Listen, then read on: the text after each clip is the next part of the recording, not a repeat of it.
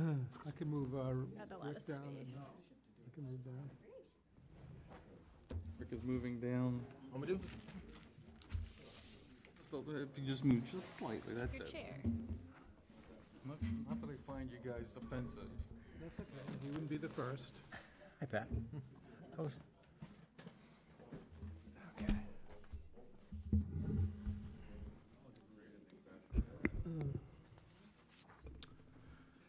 Welcome, everybody, to the Thursday, May 18th, 2023 meeting of the Yarmouth Conservation Commission. This is to formally advise that, as required by General Law, Chapter 30A, Sections 18 through 25, and pursuant to Chapter 20 of the Acts of 2021, an act relative to extending certain COVID-19 measures and adopted during the state of emergency, signed into law on June 16, 2021, as extended by Chapter 2 of the Acts of 2023. The Yarmouth Conservation Commission will hold a public meeting at the date and time noted above. The public is welcome to attend either in person or via the alternative public access provided on the notice of meeting available on the Town of Yarmouth website. Again, this is the Yarmouth Conservation Commission meeting for Thursday, May 18th, 2023. Our first order of business is a request for determination of applicability. Dan Ojala, Down Cape Engineering, for Robert Corcoran, 9 Sioux Road, West Yarmouth, proposed addition and land subject to coastal storm flowage. Good evening, Chairman Hoops, members of the commission. For the record, my name is Dan Ojala. I'm a land surveyor and civil engineer with Down Cape Engineering in Yarmouthport, and helping the Corcorans out with a very straightforward little project. These RDA forms are the short form filings, and I see you have a long agenda, so I won't bore you with a long dissertation, but simply this is a tiny little addition, no new bedrooms on a small home that happens to be in the flood zone, which is in your jurisdiction.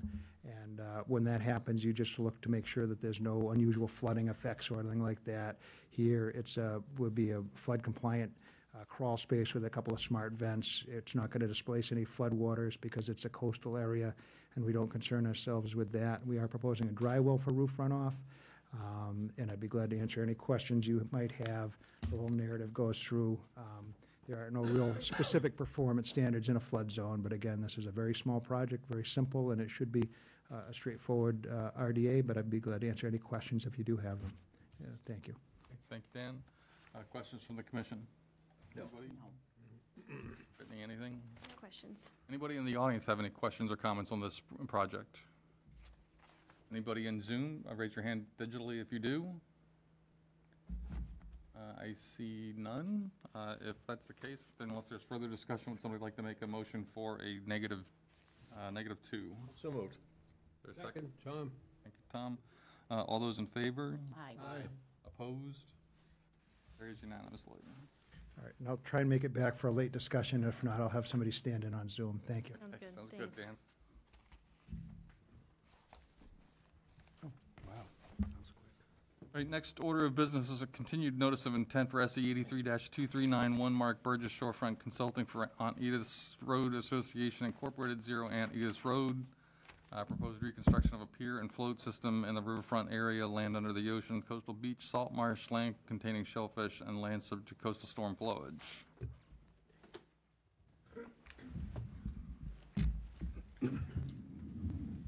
Yes, thank you, everybody.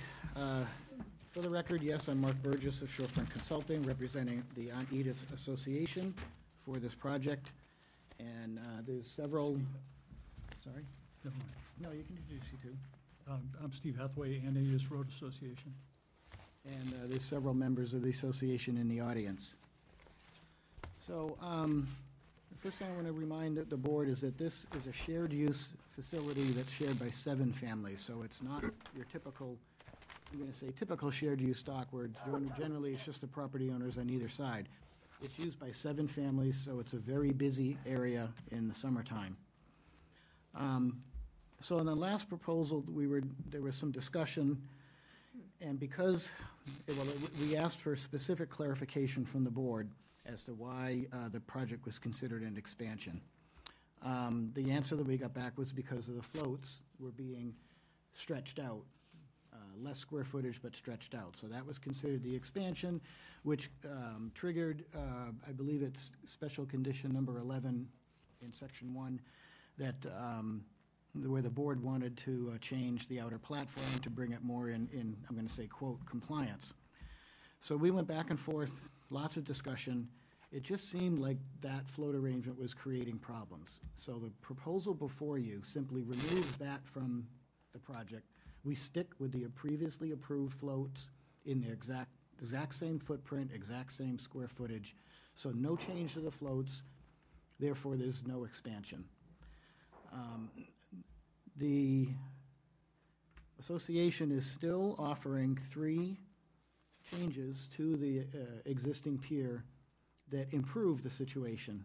And the first one is that the dock is raised up and ramped over the marsh to provide 6 feet of clearance over the marsh. Now, that's at the beginning. There's over 7 feet of clearance at the end of the marsh. The pile spacing is increased from 8 feet to 12 feet, so we have a reduction in the overall piles.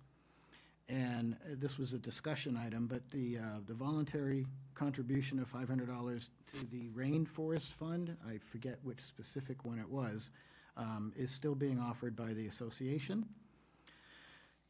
And Brittany and I had done some research. I got some information from Lemco on that, and unbeknownst to me, apparently, what it appears to me is that the Greenheart Wood is responsibly forested in Guyana. And there was a letter to that effect from the Guyana Forestry Commission that you should have in your file somewhere. But here I am in my head thinking that we're like mowing down the rainforest for Greenheart piles, but it would appear that they're actually being done responsibly and that the resource regenerates fairly quickly. So with that, that really is the brunt of the proposal before you at this point. So I will address any questions you might have. Okay, questions from the commission?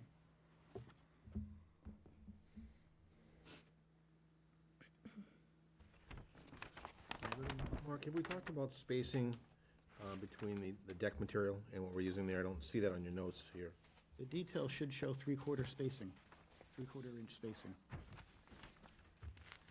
Yes, in the, Okay, now I see it, the small type there. I get it, it's on top of that. I see it, thank you. Okay, Sure, sure. that's fine.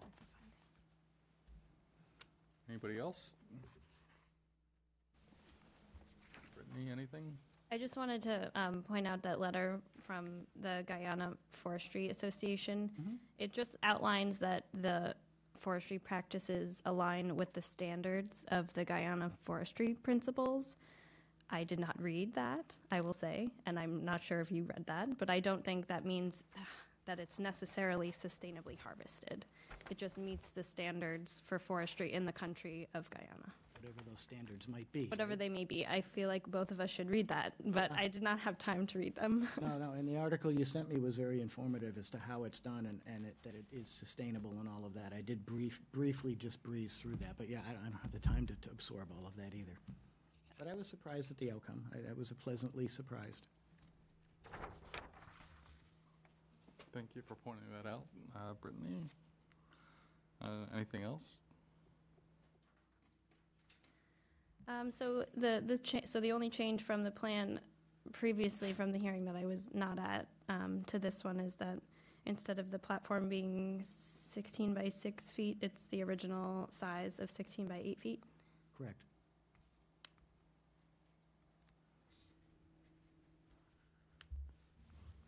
Okay, is there any further discussion from the board? Can you give me a minute? We waiting for Waterways to comment or something? On this one? Oh, we're still waiting on Waterways, yeah. We are. I went to them well over, That's what my notes say. Do you have a, If you have gone to Waterways, I haven't received the confirmation. I can ask Jane from Natural Resources. yeah, we went there before we came here for the original proposal. Okay. Yeah. I will make sure to get that, but I don't have any note of it. Jane usually sends that right over. You went this year? I went like in February, yeah, Okay, I will ask her for that then. I don't have it. okay. yeah, I I'm wouldn't, sorry, I wouldn't be in front of you until I get through them.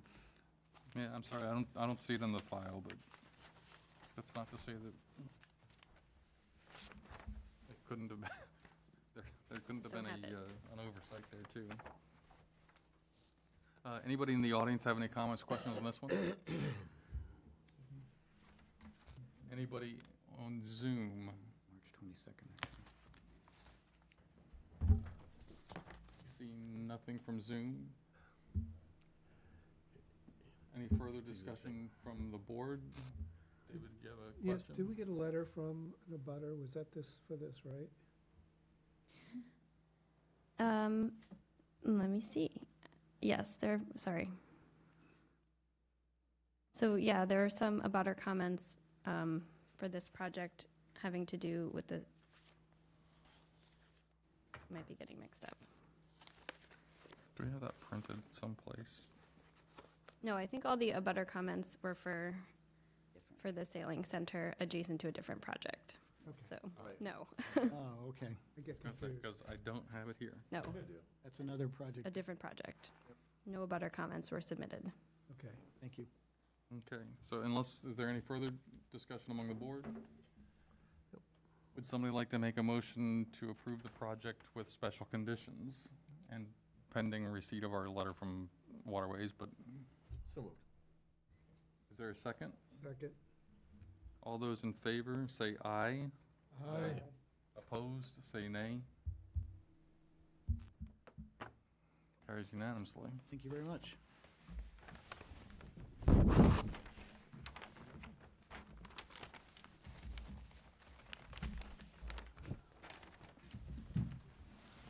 All right, next order of business, another continued notice of intent for SE 83-2387, Mark Burgess Shorefront Consulting for Richard and Ellen Mello, 140 Blue Rock Road. This is proposed bulkhead, garage, and tree removal and land subject to coastal storm flowage, riverfront area, and the buffer zones to coastal dune and coastal bank. Yes, hello again. Mark Burgess of Shorefront Consulting, representing Mr. Mello, who is next to me. So there were two outcomes or two goals from the last meeting, and that was to have Greg Berman take a look at the project, which he did, and I hope everybody's had a chance to read his report. And then the second was we had the on-site with the arborist. He could not make it tonight. That was a very thorough, and I'm going to paraphrase, and I hope Brittany agrees, but I'm going to paraphrase and say that it was a very thorough review, almost tree by tree, and what would be done in place. And we talked about mitigation in the areas of the trees, and some of them were a clustered set of a stand. And I'm not an arborist, but I'm paraphrasing again. But it was all very positive, actually. And it appeared that everybody understood why why the trees that were proposed to be removed were being removed, and why the ones that were going to be devined or create an air gap, as the arborist said, to have the vines die and then remove them later. All of that work, anyway, seemed to be in line with the proposal. So some of the trees up by the garage are not needed to remove for the garage, but they're a hazard for the association building immediately to the south, like less than 10 feet away. And then moving down the slope, there were clusters of trees that, when opened up, will create more sunlight. We talked about plantings and in the base of where those stands are to replace the trees, and that it all should reform as a much more healthy understory as a result. And what we owe you still, and we're going to request a continuance, but what we owe you still for this will be a full planting plan based on the tree plan, but that's a sketch plan, so I can sketch little clouds around the areas on the plan, and we'll call it like Area 1, and I'll get you a separate planting list. Those plants will be all native from the Cape Cod Cooperation plant list. So we'll have that coming to you. The access path will also get restored. The question that I have, either I forgot, Brittany, my apologies, was the trees, should they be, I forget whether we talked about 1-to-1 or 2-to-1 at the meeting. Do you remember? What are you specifically referring to? I'm sorry. Any of the trees that are removed, they're gonna be replaced with either shrubs or other trees or something. And I know Mr. Mello wants to put holly trees along the north border for some sound barrier. But, so for each tree, what does the board want for mitigation for each tree? Well, for the riverfront area, 2-to-1 coverage is required when you're building, but for tree removal, I think it's up for the commission's discretion. Yeah, I think the only problem with 2-to-1 with trees, I mean, Yeah, I don't think all those trees are gonna fit, but you can do you're a not gonna- combination of trees and shrubs. yeah, I mean, I think I've used in the past, what was it, I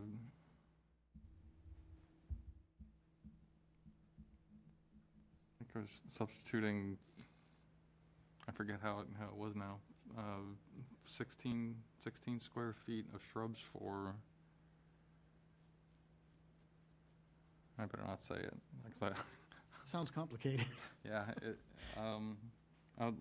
let me look it up before I shoot my mouth off and then have to turn around and reverse myself, but. Are you headed, I have done I have done calculations before where we've tried to figure out, how much shrubbery do we need to replace, say, an inch of diameter in a tree? I mean, I don't think there's no scientific studies that show it. It's just that we were trying to come up with a fairly robust means for making that transfer, knowing full well that, you know, if you go based directly on the diameter, and you're supposed to replace, 10 inches of diameter, well, if you use 10, if you do like 10 trees of 1-inch diameter, or 3 trees of 3-inch diameter, you're gonna run out of room before, far before you can actually get all those trees packed in there, so that was the basis behind that, but I can look it up for you. and I propose something that might be simpler? You can always propose anything. Of course, that's the whole reason. How about 1-to-1 for tree? If you replace a tree with a tree, that can be 1-to-1, but if you replace a tree with a bush, then that's 2-to-1. No, what are you saying, so you're saying 2 bushes for 1 tree, is that what you're saying? Yeah. I don't think that's a real fair, I think that's, yeah. I'm throwing it out there, That's why I tried to come up with a more of a square footage idea, but, okay. I think we just need to look at what's proposed based on the available space to plant, and then we can sort of work our way through that from there. I don't want to sit there and just say, okay, you have to do a straight inch for inch replacement, but I don't think a 1-for-1 tree, like if you're replacing a 6-inch tree with a 1-inch caliper replacement, that's not really, that's a long time before you see that benefit again, so. You want to go by, like, square footage of, if it's a stand of trees, and I'd like draw a cloud around it, and say, okay, that's a certain square footage of that cloud, and within that, we're going to replace it to a density that equals that But it would be square footage. it would be a larger square footage of shrubs. 2-to-1 then, right? I've never tried to figure it out that way, but Well, all I can do is take if I don't have exact number, I can take a stab at it, but I think the trouble is the problem of the caliper inches of the trees that you're getting rid of, so. Gets home late one night and his wife, Linda, shot him. Those, it's okay. It's easier to assess for the size of the tree, how many shrubs are going to go back, than just a cloud of square footage around a tree area that is undefined. So we'll go with one of those Okay. methods. but generally 2-to-1 is where you're headed. I'm sorry. It was just a note about some, a possible invasive plant management, Yeah, we talked about that some too. of that for the tree removal as mitigation. If you want to consider it, that's fine, but that is part of the project. So a lot of these trees, some of them are being removed because they're dead from vines. Yeah. And others are headed that way, so the pruning is mostly devining. And what the arborist said is you just create an air gap. So you cut the vine, so it can't grow back together. The vine dies, you pull it off the tree. So that is much a part of a lot of these trees because they're already damaged and suffocating. So before, Ellie went to the site and, I'm sorry, no, I was was it? there. You were there, David, yep. They were both there as well. First time it was, not the second time. Okay, well, what I'll try to do is come up with something that Brittany can review before we come back to you. How's that? Head in that direction? Give us something, then we can discuss it from there. Okay, fair enough.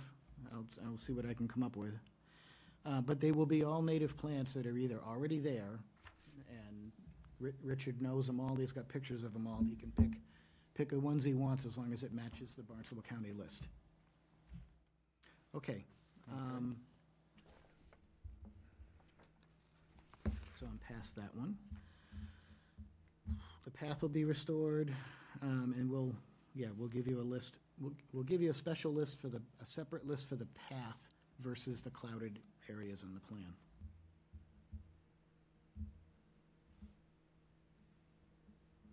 Okay. Second was Greg Berman's report. Has everybody had a chance to read it?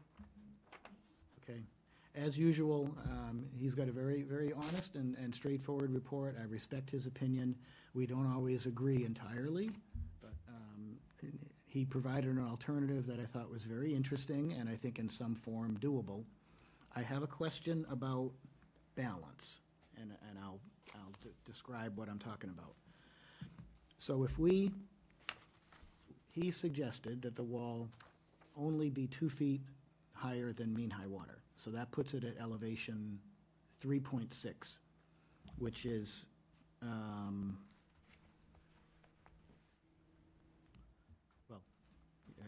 it was elevation 8 proposed, so over 4 feet lower than it is.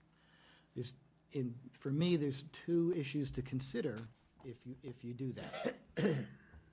At just 2 feet above mean high water, during a high tide or even a moon high tide, that with a boat wake is still probably going to overtop the wall. And certainly any kind of even a minor storm tide will overtop the wall. That, which means that erosion will happen right away, which increases the sediment. It does maintain the sediment on the beach, and I get it. That's what Greg's report is aimed at, is why we're shoring up the shoreline to maintain the function of the coastal bank. In this particular area, excess sediment into the water might maintain the beach, but it's bad for the river. So there's a balance here of how we want to shore it up, not fill the river in, and provide the protection that Mr. Mello wants for the whole slope so it can remain stable. Because remember, his house is only 20 feet from the edge of it, the edge of the top of the bank at the top. So going that low, yeah, there's an opportunity for erosion, but in my opinion, it's too much of an opportunity. Plus, Greg said that, well, we can use fiber rolls above that. Well, fiber rolls stop erosion. If they're properly maintained, they work the same as a bulkhead. It's just that they're a soft solution. You can maintain sand cover over them, but that's a relatively small amount compared to the available sediment from the bank. So low wall, 3 rows of fiber rolls almost get you back up to elevation 8. So I'm not sure that I'm fully on board with that approach. What I'd like to see is a little bit higher wall, perhaps maybe a foot taller, and either only 1 row of fiber rolls up above or none. What that does is it reduces the day-to-day, week-to-week, if you will, overtopping that's going to keep the sediment on the beach and keep filling in the river. But during a big storm, all that sediment's available and it can all be put back. So if it was me, I would suggest going up 1 foot higher and either 1 row or nothing above the wall. The other thing to consider is that the slope coming down the bank right now is 30 degrees. And with the wall at the height that it was at, the fill remains at a 30-degree angle. If we lower that wall, that fill gets very steep. Richie said what? 43 degrees. So that becomes harder to stabilize and harder to maintain. So what we want to do is balance the erosion opportunity with shorefront protection, but not so much that we fill in the river. That really, other than that, I think that those are the 2 points that we had to discuss. So we're through the vegetation, we'll work on that. I'm open to discussion on what you think about the balance here. All right, commissioners, how do you feel on that? Anybody have any comments on the Mark's proposal Greg's proposal versus Mark's counter? Well, I think we have a long history of Greg being a very valuable resource for this commission, and his recommendations, at least in my tenure on the board, have been very good. I certainly know that part of the river quite well, and tough one. I would almost be inclined to err on the side of a little more height with the vinyl sheathing, given the sea level rise we're seeing in the river.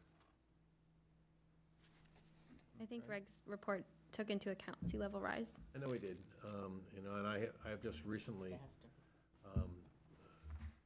ordered a inundation mapping for the entire river, which I won't have for a number of months, but the last one I did resulted in sea levels in the Kelly's Bay, Fallins Pond, and Mill Pond area being higher than anticipated.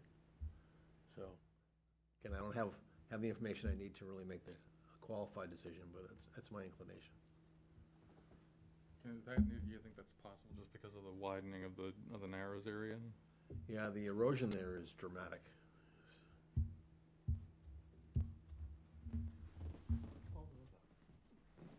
Yeah. The whole river is like that.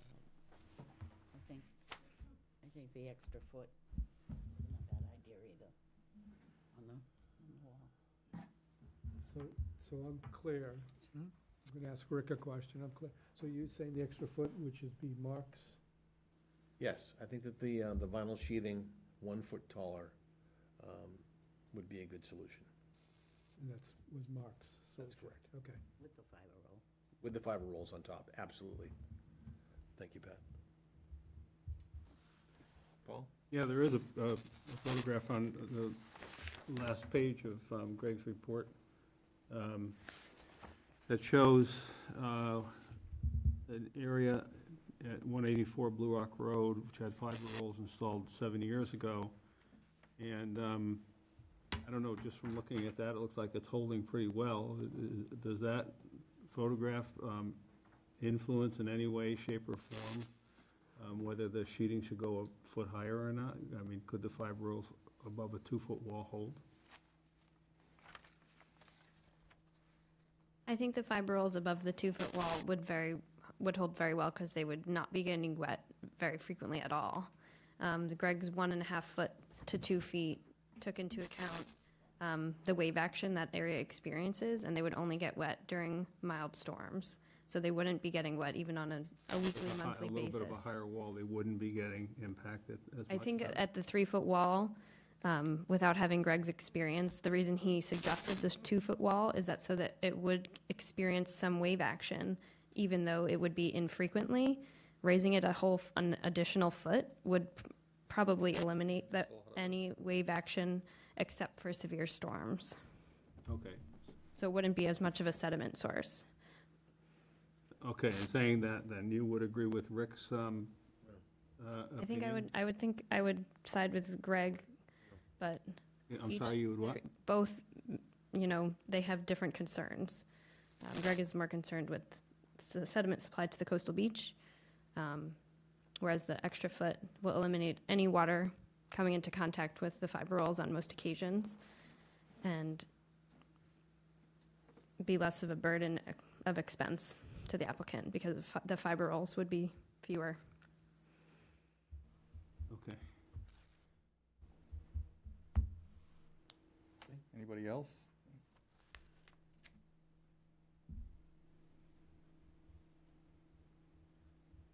Okay, I mean, I'm just gonna put my opinion. I agree with what Brittany and Greg are saying. Everything's been said, so I'm not gonna re-say it again, so. I think the other way, what Greg is proposing would be the better way to go, but. Okay, just to be clear, so that would, Greg's recommendation is the 2-foot wall and fiber rolls. Fiber rolls on top. Rick's saying that maybe 1 foot more And the fiber. and fiber rolls And would be fiber better. rolls. Okay, all right. And Mr. Burgess is saying 1 foot more? Right. If the fiber rolls are maintained, the bank's not going to erode anyway. So whether the wall is 2 feet or 3 feet, if there's a fiber roll right above it and it's maintained, the same function applies. Okay, thank What I you. don't want to see is for it to get whacked really badly and have an enormous amount of sand go on there all at once, because this particular area of the river is filling in. I only have a 19-foot boat, and I have to raise my motor to get through there at low tide. And especially just before you go to the bridge. When you get under the railroad bridge, what I call the railroad bridge, it's 28 feet deep. But just before you get there, it's about 1.5 feet. And all during the narrows, especially south of it, is filling in as well, because there's more sediment now, and it's moving over. You see the channel is moving more west and more west toward Blue Rock. And again, over there at low tide, I have to raise my engine, and I just have a little boat. So the last thing I want is to contribute to filling in the river, but I think the balance here is the 1 foot higher and 1 or 2 rows of fiber rolls above maintains the function of the bank, but not at a rate that would fill in the river. That's where I see the balance. Okay, thank you. You're welcome. You know, I see the sediment source being significant from the Dennis Indian Lands portion of the river. Not so much from here, but that's my opinion. From where, Rick, could you, the what? Dennis Indian Lands, the opposite, the east side of the river at that point. Okay, You Opposite notice shore. the erosion there is really quite dramatic. yeah, yeah. But that's, so the sediment supply on that side of the beach is nourishing the beaches on that side of the river. Or And filling going in- further away. And filling the river in. But so the sediment from that side of the beach wouldn't be nourishing this beach? More likely. No, it'll get washed out every tide and displaced up and downstream, filling in that portion of the river. Okay, well, This we're not beach. worrying about. Yeah, we're continuing anyway, aren't we? Yeah. Yeah, but I do need a direction. But I think we need to give him direction as to which way he needs to design the project. So should we have him design it? I'm just going to ask for a straight up vote and design it in, according to Greg Berman's report exactly. Don't bother, Design it, huh? don't bother. Okay, wait, just let him Yep. go. Just wait. The rest of you are agreeing to alter it according to what Mark was asking for? Okay, so that's what you got to do. Thank you. Perfect. So to be clear, that is 3 feet above mean high. Right. Great. And with each fiber roll, if you use a 20-inch roll at, I don't know if it'll be a 30-degree angle, it'll be steeper. But at 1-to-1, the 20-inch roll will protect 20 extra inches. So if I protect another 2 feet of elevation, that's probably 2 rows of fiber rolls. I think we can be fine with 1, and that way you'll have more sediment available during the wicked bad storm events. So I prefer 1 3 feet above and 1 row. And then we have a chance to maybe grade it so that it will stay stable above that. You good Okay. with that? Mr. Mello, do you have a problem, concern? I do. My main concern is saving my house and saving the hill. I love the river.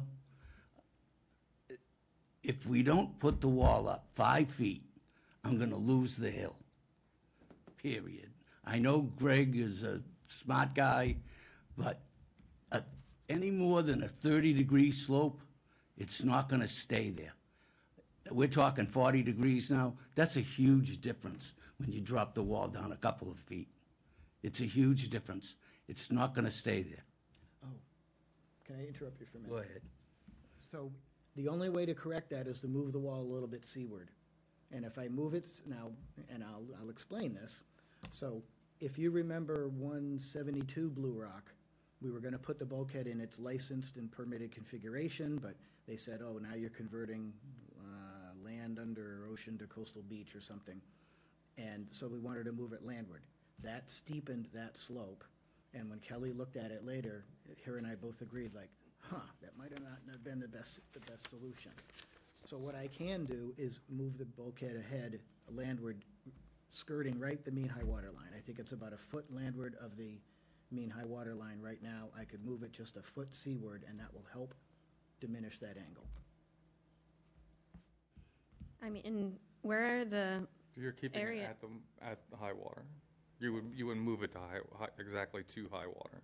I could, right now it's behind, it's That's what I'm landward. saying, what you're proposing is to move it exactly to high water. Yeah, and that way, that will help relieve that slope angle.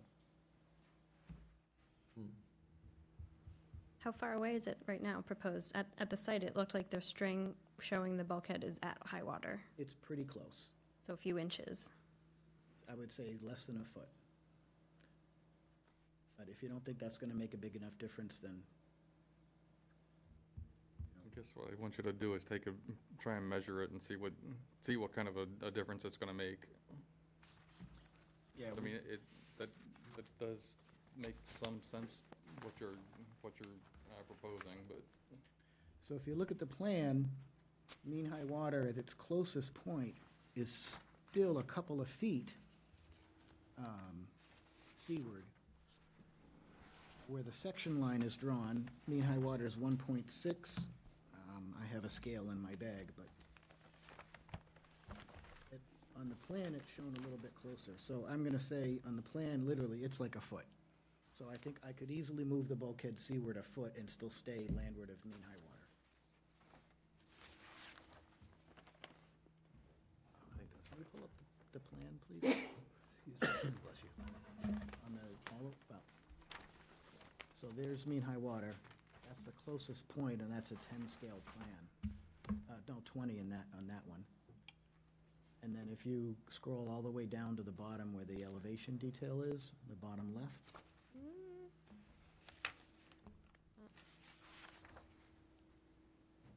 Down, I don't know where you want me to go. isn't it here? Keep scrolling down. There it is. So right there.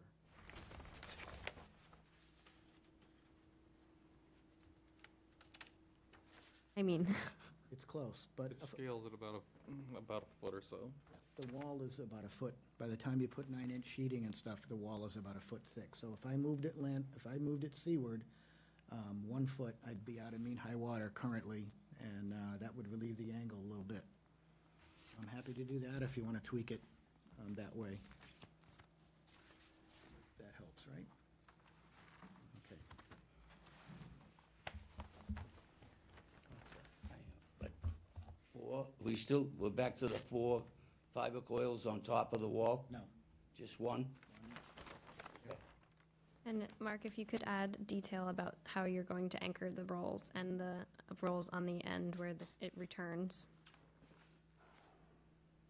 That's $55,000 Well, fiber coils, for 3, on top of everything that I'm spending.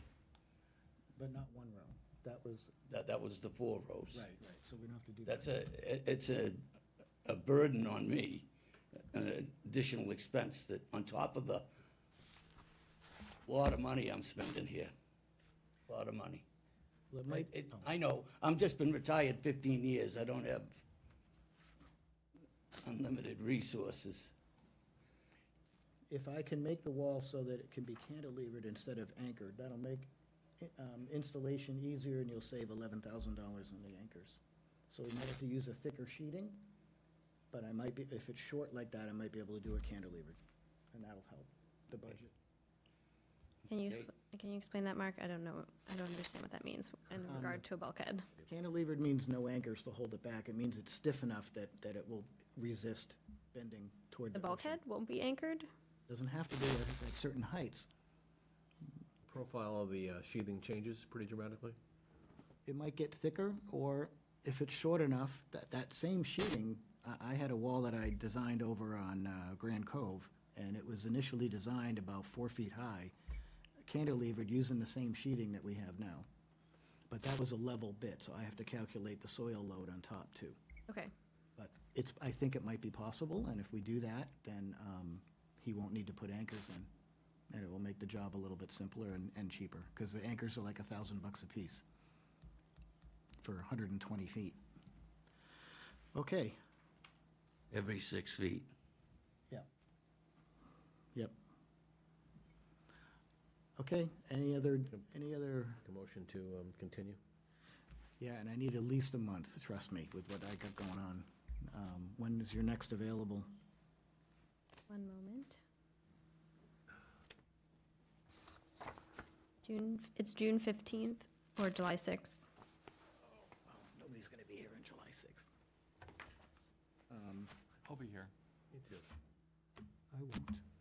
Where are you gonna be? It's a good week to take off. June, what'd you say, I'm sorry? June 15th? It's 2 weeks, 3 weeks. Or the 29th, right? No, or the, wait, We don't, so June is a 5-week month, but we don't have 3 meetings. We still just have 2. So it's the Okay. 1st and the 15th. all right, well, we'll shoot for the 15th. If I need longer, I'll let you know. Okay. But this can all be done, well, I'll check on that. We may have to revise the site plan, because that's where the bulkhead design is on, and that means it has to be re-stamped, and I'm not sure how that's gonna happen, so. Oh, jeez. I know, so let's, Okay. I'll figure it out. All right, so June 15th. Okay, any further discussion? Somebody like to make a motion to continue to June 15th. Rick already did. You did? Is there a second? Did? He didn't say June 15th, so. I'll say June 15th. June 15th, you're good? Is there a second? Take All those in favor? Aye. You Opposed? seconded? Paul did. I took Paul's. Okay, see you then. Okay, Thank you. thank you for your cooperation and your advice. Thanks very much. All right, next order of business is another continued notice of intent for SE 83-2390, Robert Perry, Cape Cod Engineering Incorporated for David and Daphne Giannakopoulos, 24 Frothingham Way, proposed pier ramp, float system, and riverfront area, land under the ocean, coastal beach, salt marsh, land containing shellfish, or land subject to coastal storm flowage. We have a letter from Bob Perry addressed to the commission dated yesterday. To the commission, on behalf of the applicants, Daphne and David Giannakopoulos, we request that the notice of intent application referenced above, currently under review by the Yarmouth Conservation Commission, be withdrawn without prejudice. Is there a motion to accept the withdrawal? So moved. We don't really have to do that. Is there a second? Second, Tom.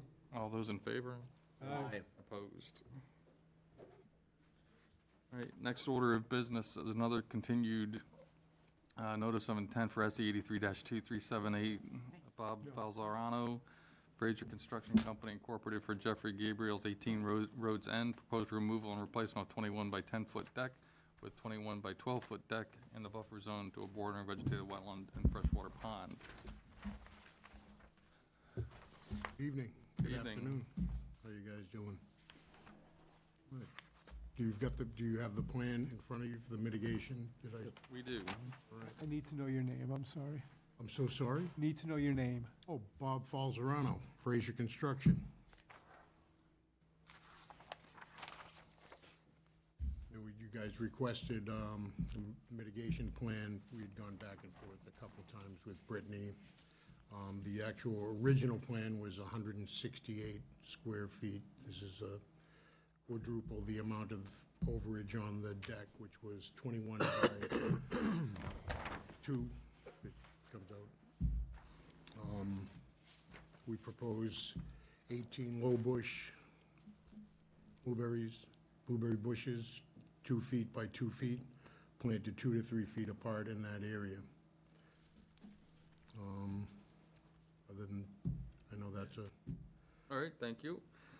So the amount of mitigation area covered is sufficient for what the proposal is?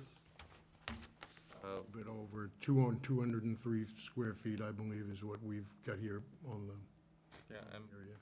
my only issue with this, I appreciate that you're planting the mitigation area as we asked, but the only thing I would say is I'd like to see a little bit more variety, rather than just having Back and all. forth with the homeowner 3 or 4 times with this. I would gladly take suggestions. I've sent them different varieties of plantings. I would like that also. I've gotten no feedback. So as far as me being a landscape designer or whatever, if you have any suggestions, I would gladly take, Maybe a little No. inkberry? we do something as we do it at the end. I mean, if you give me suggestions, I'll make sure that that's what they get. Yeah, I mean, we could throw a little bit of inkberry in there.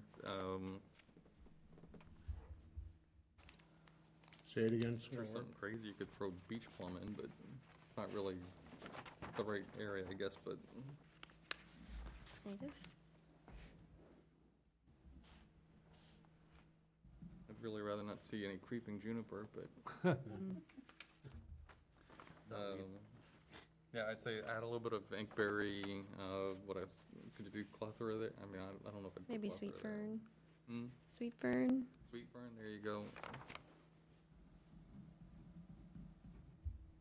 Just to add a little bit of variety and a little bit of height. I totally agree. I'd love to see it be at least attractive. Maybe even like just a regular high bush blueberry. Yeah, just a little bit of, vegetative height diversity as it were, so that would be my only issue. Do you agree? Yeah. Is that something we can agree on tonight, or do we have to come back with another I think that's fine. shebang? As long as can you just keep a note of that and, Yep. okay? Just a few is fine, right? Thrown in there for height, or do you want half? I'm sorry, what was that? For the shrubs that you asked for, do you want just a few in there replacing is fine, or about half? I'd do like a third, Okay.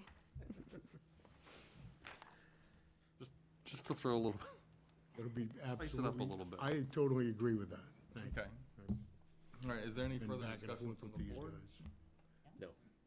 Okay, would somebody like to make a motion? Oh, sorry, is there Brittany, anything else? No. Anybody in the audience?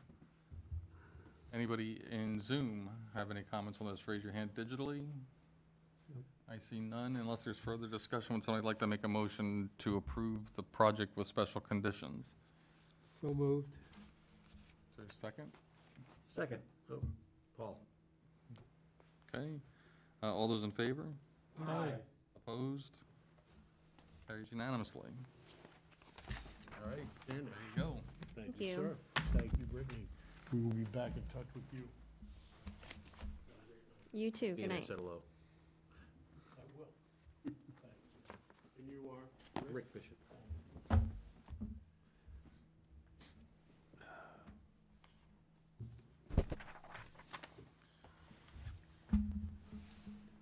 All right, moving on. I know.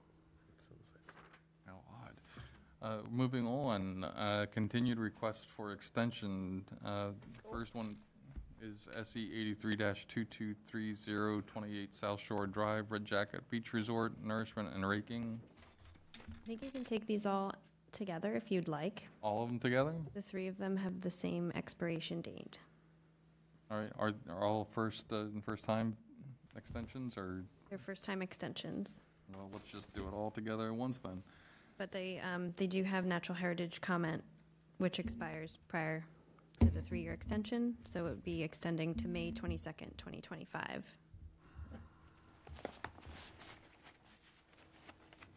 Okay, so what I'm going to do is going to read all three in. So we continue to request for extension for SE 83-2230, 28 South Shore Drive, for SE 83-2233, 291 South Shore Drive, and SE 83-2231, 327 South Shore Drive. Again, all first-time extensions. We do have natural heritage issues with their permit expiration. And so we are saying we will extend, if I could have a motion to this effect, to extend all three of these permits to May 22nd, 2025. So moved. Is there a second? Second, Tom. All those in favor? Aye. Opposed?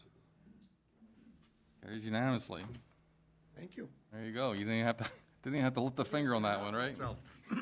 So just so you know, if you would like to extend the raking for the summer of 2025, we recommend you get your permits in January or so that you're all set to go for the summer, since they expire in May. do it in January. All right? Thank you very much. Okay. Good night. Thank you. That was too easy.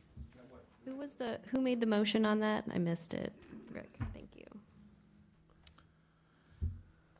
All right, next order of business is a new notice of intent for SE 83-2392, Paul Mancuso BSC Group for Carl Valeri, 138 Kroll Road, proposed dredging and beach nourishment and land under the ocean, coastal beach, land containing shellfish, and land subject to coastal storm flowage. And it looks like there's been a substitution for Paul Mancuso. Thank you. Handsome Irishman. Good evening, Mr. Chairman. For the record, my name is Kieran Healy. I'm a land surveyor with the BSC Group, working with Paul Mancuso on this particular project.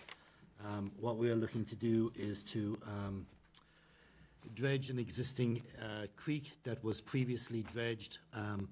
Over the years, it has meandered into a location that's different from what was previously there, and we are looking to reestablish this permit with the town of Yarmouth. The state permit is still in effect for this dredging, and we're looking to update the town portion of it. The order conditions was closed out when the sale happened a few years ago. It probably should not have been done at that particular time. They should have kept it open for the new buyer, so for the new owner. But what we're looking to do is to do twofold. One is to maintain the creek in its previous location, and the second is to place that nourishment on the beach adjacent to it.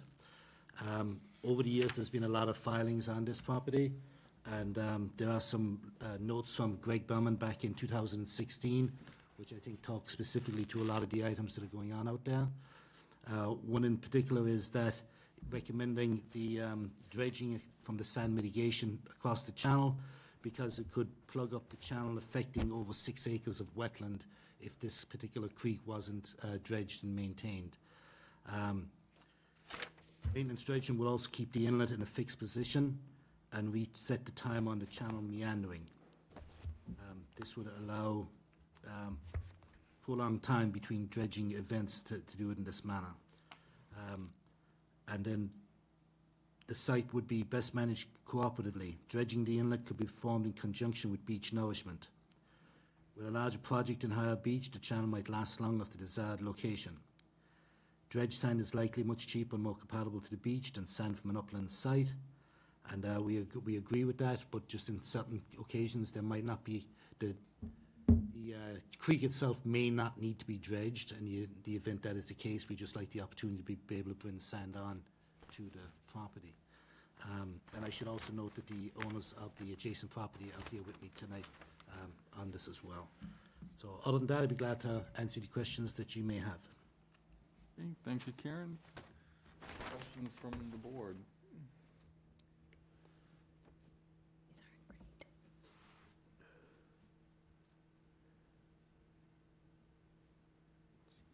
Brittany, do you have any pictures up there?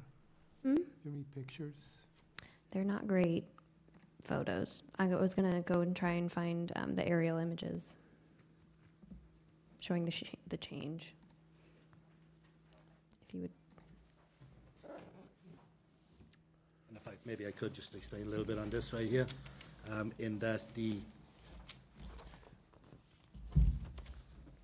this was basically the vertical location running right along these pilings. That's how it was previously located, the creek. Those pilings were set adjacent to the creek in this area. You can see those in the photographs that Brittany had up a minute ago. And now the creek has meandered over in this area, cutting off access to this area and also filling in this complete area over here, which is where the original creek was. Mr. Healy, I'm not sure if you're aware that we had a situation, I don't know, 4 or 5 years ago, where a miracle occurred in the middle of the night. This creek was excavated straight out into Lewis Bay, which is just amazing. In the middle of the night, just Mother Nature was able to clear that creek straight out to the bay, and I don't think there's many members of this commission that forgets that. You know, it's really an amazing occurrence. I have to say this is the very first time that I've heard of midnight dredging, if you will, for lack of a better term. I had no idea that such an event happened. We call it the magical Zephyr. What's interesting is that the state permit is still in effect for the dredging that's in this location. So what we're looking to do is to reestablish what was previously permitted by the Conservation Commission of Yarmouth to keep it in the location that was previously approved. Excuse me. We have done a shellfish study. We have submitted the shellfish to you. What's very interesting is that the shellfish is doing very well in the dredged areas, and the dredging that was previously done hasn't affected shellfish in any manner. We were surprised actually at how healthy the whole area was with shellfish. Brittany, how many years of aerial photographs do we have that show the natural occurring meander of that creek? Here, this is from Greg's report from 2016, so he has photos from the 90s to 2014 showing that stream meandering there, and the dredging didn't start until afterwards. And so the last time this property was dredged and nourished was in 2017, if I'm correct, and then prior to that it was done annually in 2016 and 2015. And today's aerial image looks very similar. The meander goes straight in front of the revetment, so it's definitely the path of least resistance that the stream is taking for whatever reason. Obviously, one of the concerns is with this filling in, the area behind the 6 acres of wetland that Greg mentions in his report could be potentially disturbed by not getting daily flow of water in there. That flushing is so critical to this wetland. And you feel that your dredging will improve that? Yes. Could you just scroll up just a little bit so we can see 1990s? Other way. Oh. It was even more extreme then. Yeah. Thank you. And pretty much if you look at the 2008, 2009 picture, that's what we're looking to maintain. And as I mentioned, this is maintenance dredging. It is dredging that has been previously proved, so it's a different standard altogether from new dredging. It's interesting that 2008, 2009 looks to be, or I would guess would be, man-made, because as soon as 2011 and 12, we revert to the, I'm guessing, more of a natural, sinuous profile. It's very unusual that it winds in that manner. Because the area is dredged, so it's not like that there was a boulder in the way that would divert the traffic of the water, the flow of the water. And as we know, that beach has been nourished in the past, by man-made truckloads of material.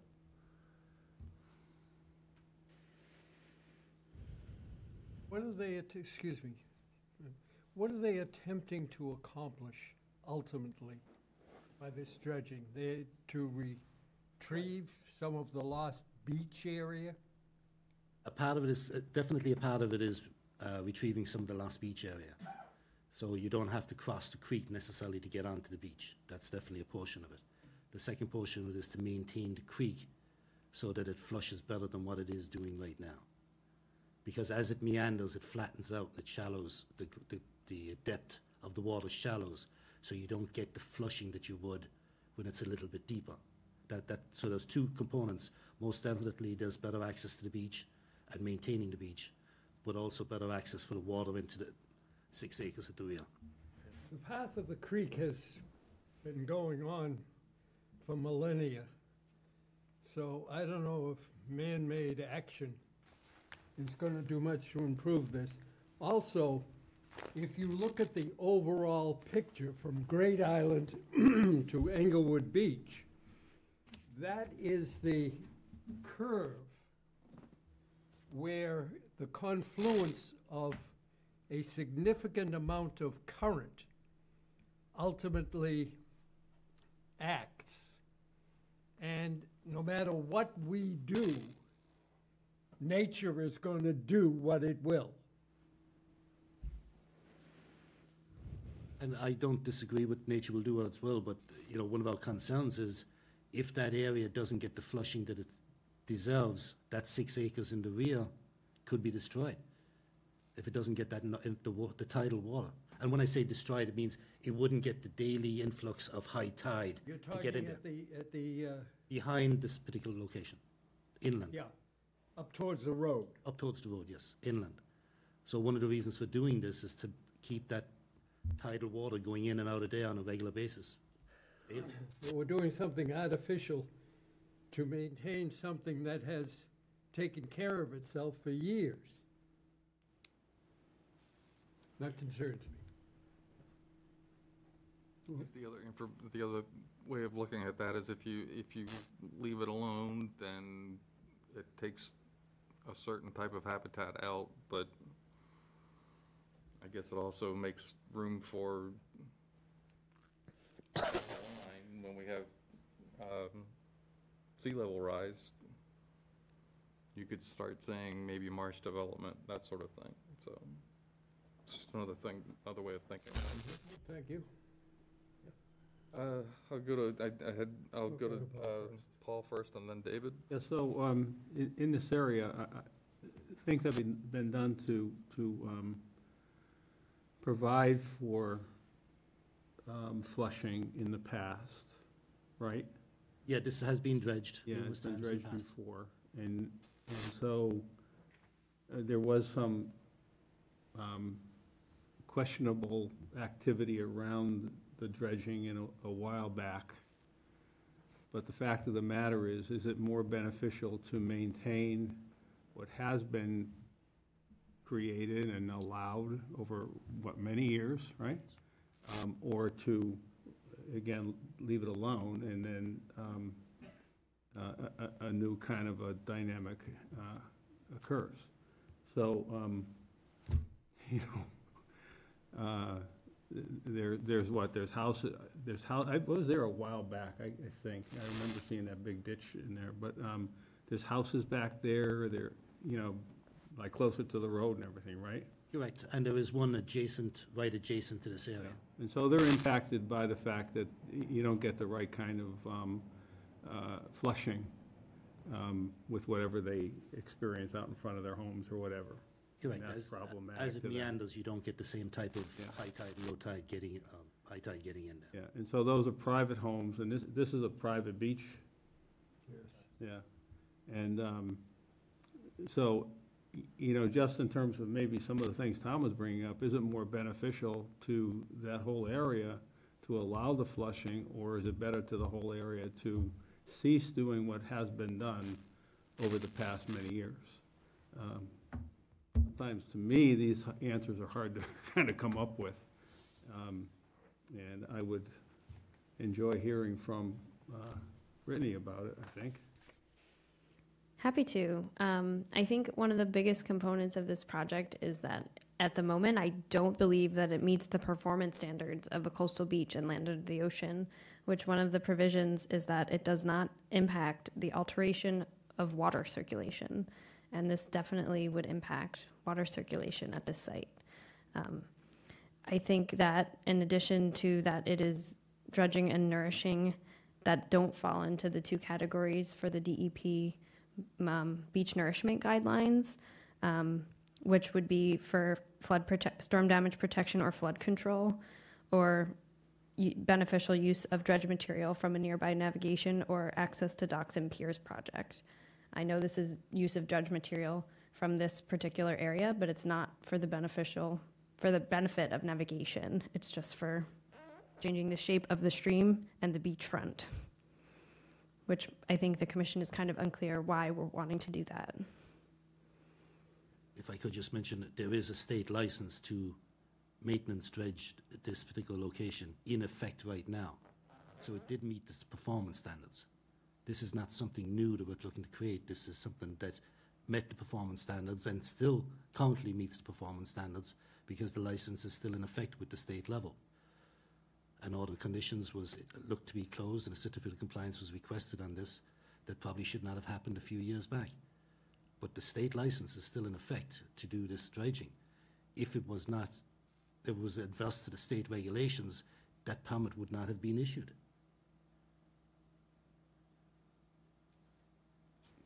Yeah, David. So I walk there probably 4 to 7 days a week. So I see it at high tide, low tide, and the creek up by that road, and I can't remember the name of the road, maybe it's Lewis Road, or, anyway, I see the water not only come in and out on the creek, I see it go on the other side of that road. I don't know if you have it on your map. I see it on the other side of the road and in the wetland that's over there. So I see it move back and forth pretty well. I'm just having a hard time. And then you also said that one of the reasons they want to retrieve the beach so they don't have to cross the creek. But, so what you're looking for is just more beach area by doing that. No, not really, just access to the beach. They have access to the beach by the road, by the parking lot. Correct. It's more a case of trying to, what's the best way to say it? To establish the location of where the creek was. That's kind of driving this. And those pilings that were there were the previous maintenance dredge area. And to keep that section. So are you saying that they own the beach up to the pilings? Yeah, the property line goes pretty much to, I guess, something like this. This area right here. Can you point out where the pilings are? Pilings are right here, which is right at the end of where the channel used to be before it entered into the ocean. Okay.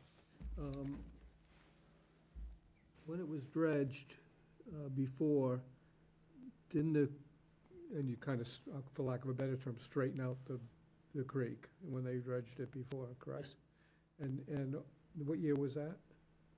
2017, I believe, was the last dredging. Okay, can I see again what 2018 and 19 looks like? Sorry. I have to go on Google Maps for that, actually. Or after 2017, but the latest thing we have, latest picture we have. We might as well continue our chat while Google Earth loads, because What? we're going to get there, but it's loading. Oh, okay. You should just have a near map. All right.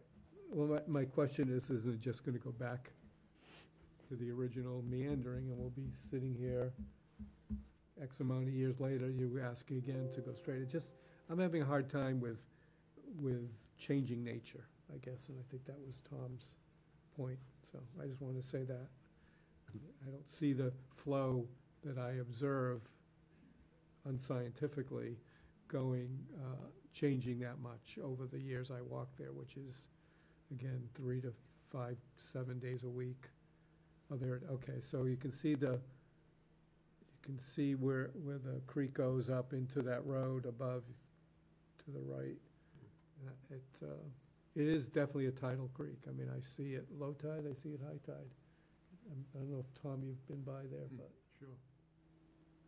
And then on the other side of that road, which if you pull down a little bit, So this is does it pull down at all? April. Where do you want me to go? Yeah, so you can see the wetland right on the other side of, So yeah. it's Lewis Bay Road is the name of the street. Yeah, so the other side of that road, and I've seen the water go under the road into that. I've never seen the water go over that road. I shouldn't say that, once or twice in a bad storm, but. Well, one of our concerns is what, as Greg Berman had mentioned in his 2016 letter, is that without dredging, the sand mitigation across the channel could plug up the channel, affecting the entire 6 acres of wetland. And that's what we're looking to do, is not, with the sand that's out there, we don't want to affect that 6 acres of wetland to the point where it doesn't get that daily flow.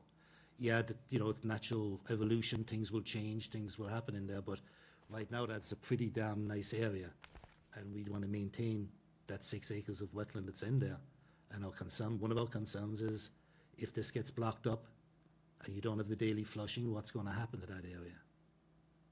We've all seen areas that blocked up and it doesn't smell nice, it doesn't seem nice for quite a few years.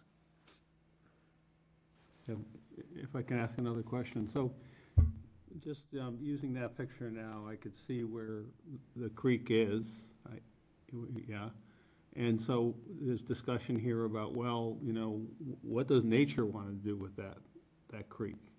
And so if you can move your cursor to show me what nature would do with it after the intrusion of these kinds of man-made types of solutions over many, many years. So what happens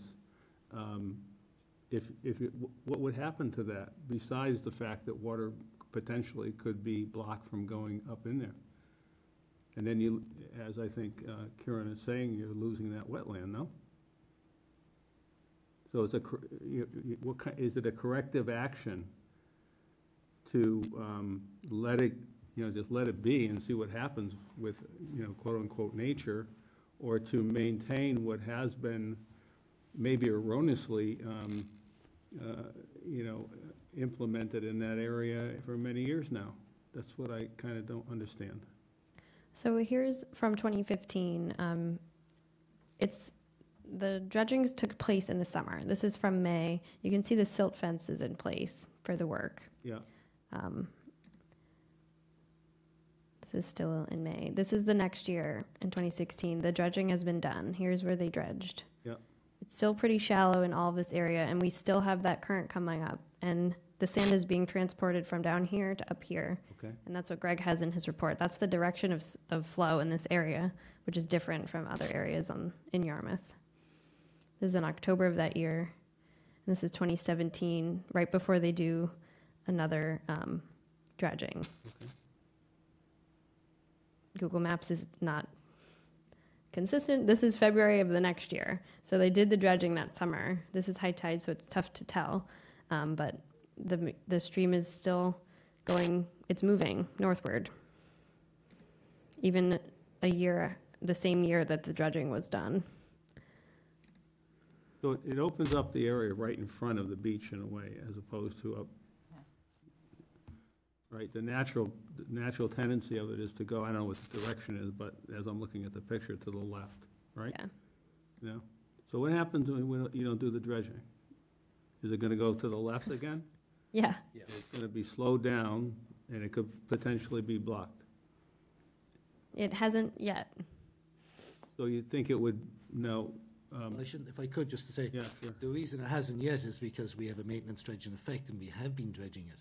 That's the reason it hasn't yet, is because we've been on top of it and we've been working on it to be sure that it hasn't happened yet. It has been 6 years since it's been dredged. But it's a dynamic system that's tough to predict. You had the meandering channel for years before the dredging, right? Yes. There's 1995. The stream goes all the way up to this neighbor's property. Wow. And then enters the ocean. What year is that? 1995. Oh, wow. Straightens out by 2001. That was natural straight? I don't think so. Okay. You have a comment, if I may. You have a comment in some notes here that this is altering the shoreline for aesthetics. Is that the case? Because you get more of a beach in front of some of that property? If you let it go, you're gonna lose that beach? I do think so. That's why I put it in a note. Yeah, and thank it's you. similar from the project from 2017 that was denied for that reason. Okay. Because it didn't fit the DEP beach nourishment guidelines for the reasons that nourishment should occur. Yep. Because there is a revetment there, so it doesn't qualify for protection from storm damages or flood protection because the revetment does that. So then it was denied, but then it happened, the state issued a license, it sounds like. The license is from the permit, the Chapter 91 license. Which is still in effect. What year was it? Well, they last 30 years, right? Correct. Yeah, that was issued in 2013. So does the state license supersede? No. No? No, it doesn't, and I'm not trying to say it No, does, but I'm okay. just saying from the state point of view, we still have approval from the state. I still need approval from this board 100%. But I don't know. So as I say, our concern is that we have been able to maintain, when I say we've been able to maintain, I'm just saying the 6 acres to the rear has been maintained because this has been actively dredged. We don't know what would happen if it got blocked up. From the time, obviously, sea level is rising, and as a result, the water course is changing. Even though this location has obviously been here for thousands of years, with the sea level rising, how does that change? We don't know the answer to that 100%. So by maintenance dredging, we're kind of keeping the status quo of allowing the water to get in and get out. That's what I'm saying. What we saw when we did site visits on Monday, fairly high tide, and the amount of flow going into the wetlands was significant. So, you know, I can't speak to low tide, I haven't seen it for a few years, but what we saw on Monday was a significant amount of water getting back there.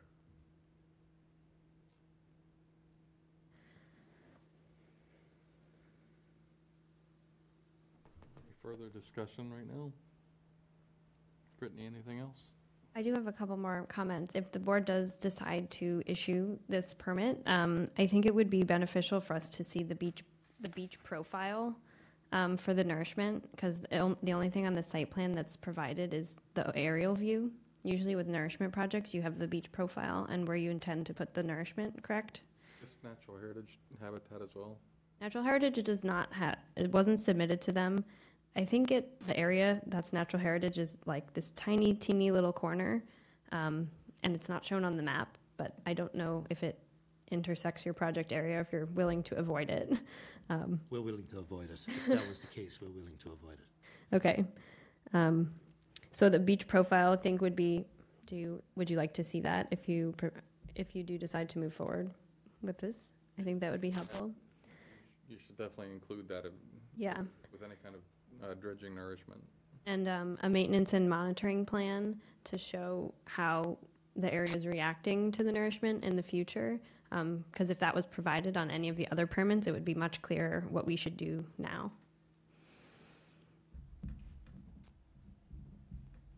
We can provide that, yes. I don't have any other things for discussion. Thank you. One question. Is there any record whatsoever of permitting or timeline for the installation of the pilings? There is not. That was done at sometime in 2005. They don't look that old to me. Can you see whether they're there? Yeah, it's 2003. It's really blurry. Here they appear in 2005. That's pretty new. Oh, that is new. No record of installation. Purpose do they have? No. It is unclear. But they arrived in 2005. And those pilings are part of the beach, or? Hmm? Is those pilings part of what the beach association owns? I don't know the answer to Well, that. I can't say who owns those pilings. You know, exactly. I can research exactly to see which side of the property line they're on. If they're on any side of the property line, they might actually be on public land. I'm not sure, but I can check into that. Who's the abutter to that on that side? Nancy. Nancy Valinsky. I apologize if I didn't get that right. Something is. Oh, there are the pilings. Okay. Something is coming back to my feeble. Having a flashback. My feeble mind. 20 years will do that to you. Yeah. Here are the pilings. I am starting to remember. Here are the pilings. I think at the time,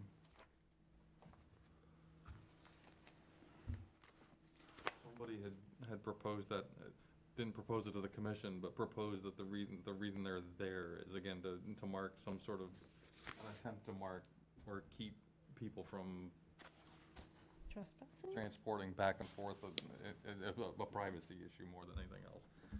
It may or may not have been correct, but it just sort of all of a sudden flashed into my mind on that one, but not that it really has anything to do with this, but.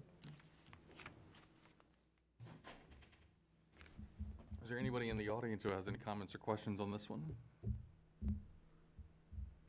No? Anybody in Zoom? Don't see anybody. Yeah, just one other thing. Paul? Yeah, in Brittany's notes, is it recommended that Greg be contacted again to update comments from 6 years ago? I just wanted to make sure you pardon? understood that those comments we're all referring to are 6 years old. I'm sorry?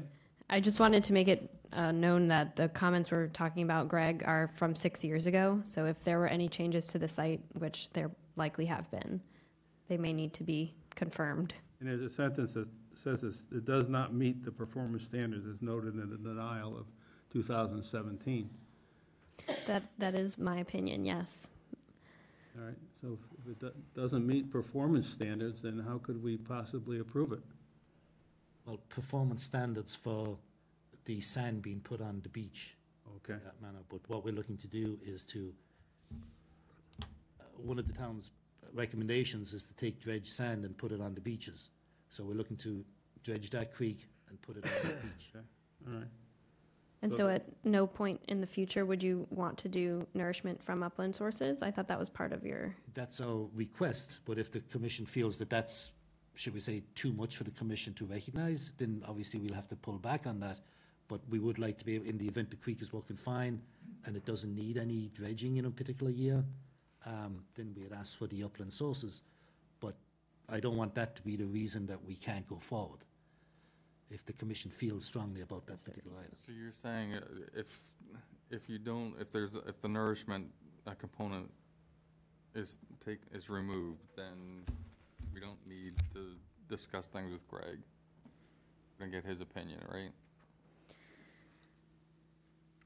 Or you're saying regardless, you'd like to hear from Greg? I mean, I don't think I need to hear from Greg.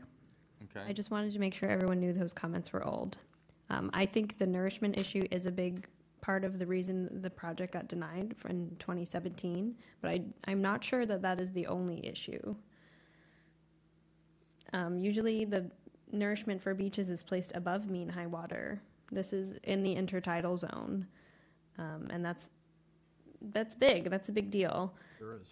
It definitely impacts the water circulation, and I know they want to have a beach there and return the stream to its straight form, but that's just not how it's going. And I don't know if it's worth all the dredging if it was done so previously as 6 years ago and it's right back where it was.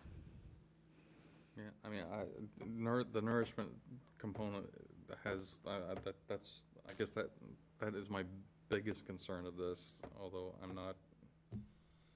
don't want to imply that the dredging isn't giving me concern too, so,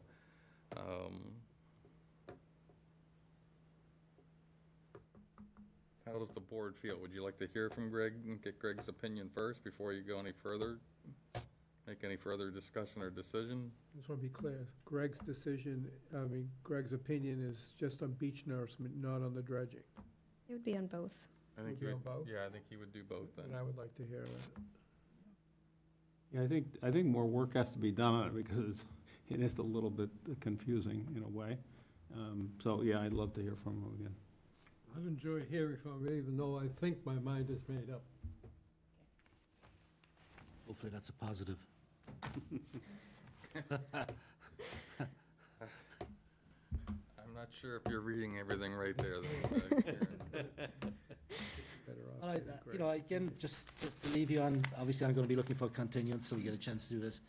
But I just want to reiterate that the reason that place back there, that 6 acres back there is working so well is because this has been maintained. Yeah, the title is working right now, but who knows what's going to happen.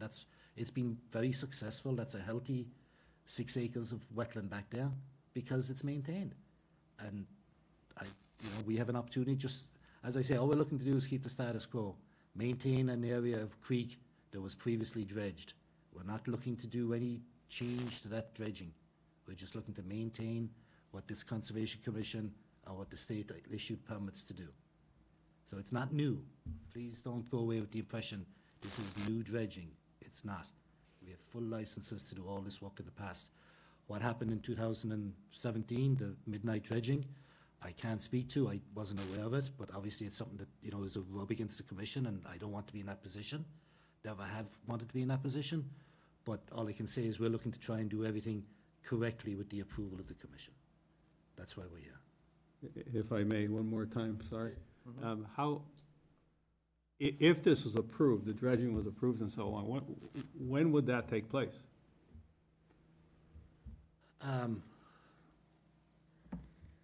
Probably is.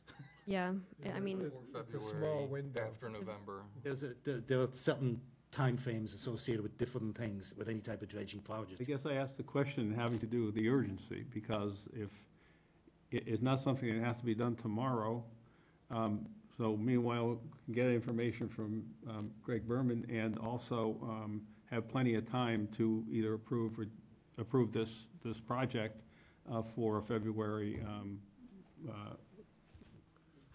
work. Is that correct? Correct. I don't think we can dredge at this moment in time, and we wouldn't be obviously ready because the permits will take some longer, but it's not all the way up to February. There were different things in different locations. Yeah. As far as dredging goes, sometimes you have an issue with spawning fish, sometimes you don't, you know, depending on the areas, so. But there would be a window of time. There would be a to window of work time. on it. One project I had recently was 45 days was the entire window of dredging for the entire year, Oh, wow. so. I could say one last thing. Yeah. I appreciate that you want to save the marsh. To go along with that, somebody needs to talk to the people who are living along both sides of that marsh about cutting their grass or their plants right by the marsh, because there was somebody on Crowell that Kelly had to talk to, and I think we were on a site visit on the other side, Brittany. If you remember, we noticed an issue with one of the people. I just think that the homeowners association should talk to their people. I will let the homeowners know, the association know that. Thank you. Mr. Chairman, could we ask Brittany or our staff to give us kind of a thumbnail of historic photographs, from the historic photographs, how long we had the natural meander versus how many years we had the You want to do Dog that right channel. now? Didn't do it now, but you can. let's flip through real quick. Just Going so back, it's just looking at the photographs, and maybe the meander has been I might ask you. more prominent. Just so we're clear. I'll let you borrow near my Thanks. house. To get a Chapter 91 license to dredge from the state is a big deal. They would not have agreed to this unless they felt it was the right thing to do at the time that they issued the permit. We all make mistakes, Karen. When was that issued? Do you know? 2013. 2013, so it's only 10 years ago. And believe me, it was as difficult to get a permit then as it is now. Sure, of course. You know, so they wouldn't have said yes unless they felt that this was good for this location. Did the development, I don't know if this is relevant, but the development of that property in the back of that marsh happened within the last 10 or 15 years? No. They've been there for a It's long very time. old. It's very old. Yeah, it's over there. I think I have my marching orders. I won't take any more of your time, and I'd look for continuance. How much time are you looking for? We wouldn't be able to turn stuff into you within a week, so 4 weeks, I guess, would be the 4 next. weeks? Yeah. So we're June 15th? The June 15th? Yes. Okay, June 15th, Karen? And I will have Matt from my office reach out to Greg as well to follow up. I say Greg, I don't know his last name, but I do know it's Greg, so Berman. Armin, yeah. Need a motion? All right, so do I have a motion to continue to June 15th? So moved. Is there a second? Second. All those in favor? Aye. Aye. Opposed? Carries unanimously, so we'll see you on the 15th. thank you very much. Thanks, Thank you. Karen. Karen? Thank you. Always a pleasure. All right, next order of business is another notice of intent for SE 83-2393, Roy Okarowski, WRS Engineering for Jeffrey Cutter, 33 Prince Road. After the fact, notice of intent filing for enforcement order for deck expansion, unpermitted patio, and 30-foot by foot float and land subject to coastal storm flowage.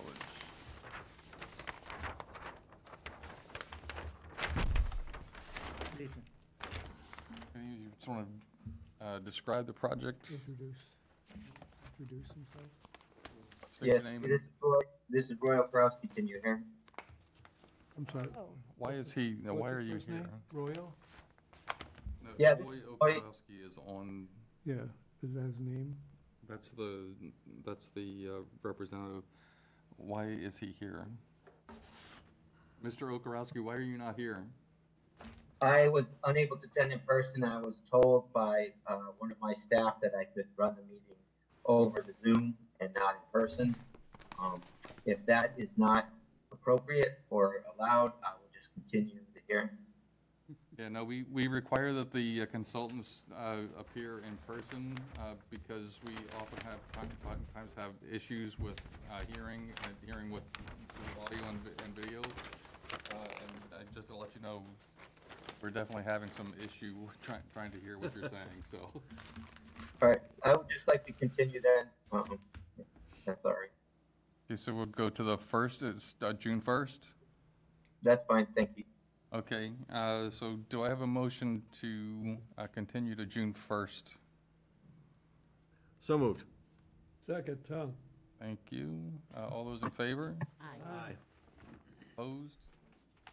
Carried unanimously. Okay, thank you, Mr. Okarowski. We'll see you on June 1st then here. All right, thank you. Okay, thank you. Yeah, I'm sorry, it's like we just, Aye. we have issues that we can't oftentimes hear the consultants, so. No problem. See you at the next meeting. Yeah. Have a good night. Thank you. Thank you. Okay.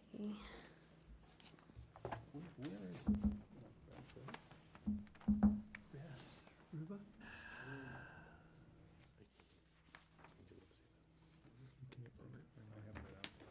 I couldn't notice Let's it. see.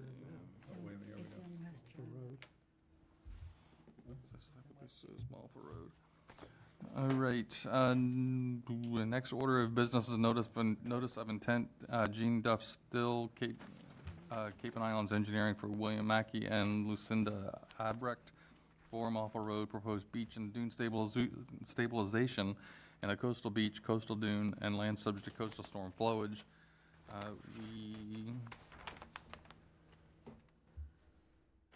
So Andrew Point is requesting more information because the cobbles don't conform to his standards, but they have been approved in the past in other towns. So the consultant is going to put together some more information for Andrew and for us. Okay, so this is from Wilkinson? Yes. Okay, so from Wilkinson Ecological, would like to request on behalf of our client that the Malfa hearing be continued to the next available hearing, which will be June 1st. Do I have a motion to continue to June 1st? So moved. Is there a second? Second. Thank you, Pat. All those in favor? Aye. Opposed? Carries unanimously. Look at that. All right, so our first, One more continuance here. Another continuance for the stormwater. okay, yes, so continued stormwater management permit applications for SW 2023-002, Robert Reedy, J.M. O'Reilly Associates for Christian Davenport, Davenport Companies Incorporated, Lot 2A, Route 6A, proposed development of a 14-lot cluster subdivision in Yarmouthport. We have a letter in the file. I'd like to request to the next Conservation Commission hearing date, June 1st, as I am still working on to finalize revised stormwater submission that comes from Robert Reedy, civil engineer, J.M. O'Reilly Associates. Do I have a motion to continue to June 1st? Is there a second? Second. All those in favor? Aye. Opposed? Carries unanimously.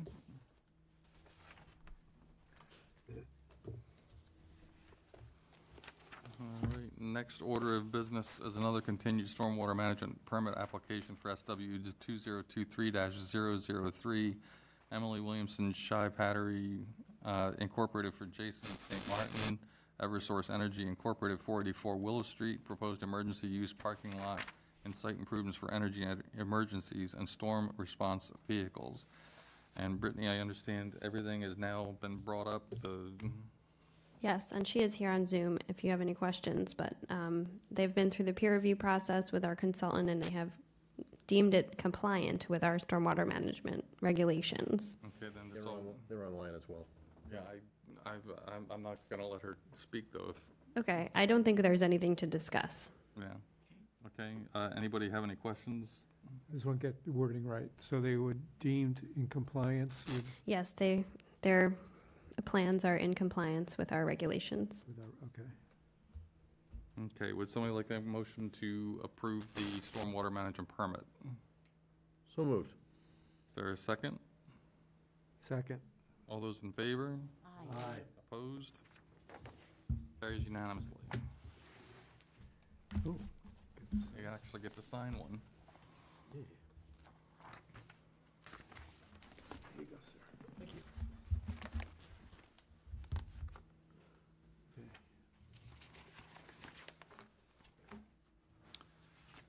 All right. Nice one. Next order of business is a request for certificate of compliance for SE 83-1754111 Wimbledon Drive for Down Cape Engineering. This is an easy certificate. Do I have a motion to continue, or sorry, do I have a motion to issue the certificate of compliance for SE 83-1754111 Wimbledon Drive? So moved. Is there a second? Second. All those in favor? Aye. Aye. Opposed? Carries unanimously.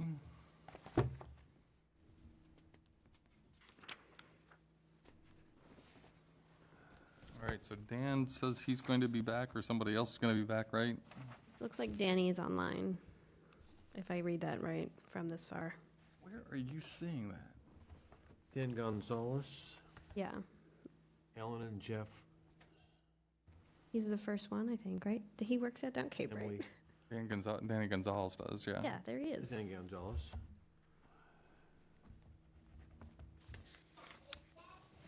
Good evening, Danny Gonzalez, Down Cape Engineering. I believe the owner is also in attendance for these two certificates, and Dan Ojala is actually on his way.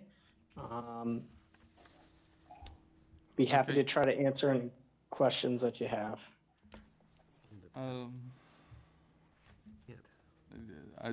Danny, do you know, is Dan on his way? Do you know, has he left Dennis yet, or? He has left Dennis, yes. He texted me and asked me, where you guys were at, and he's en route. Okay,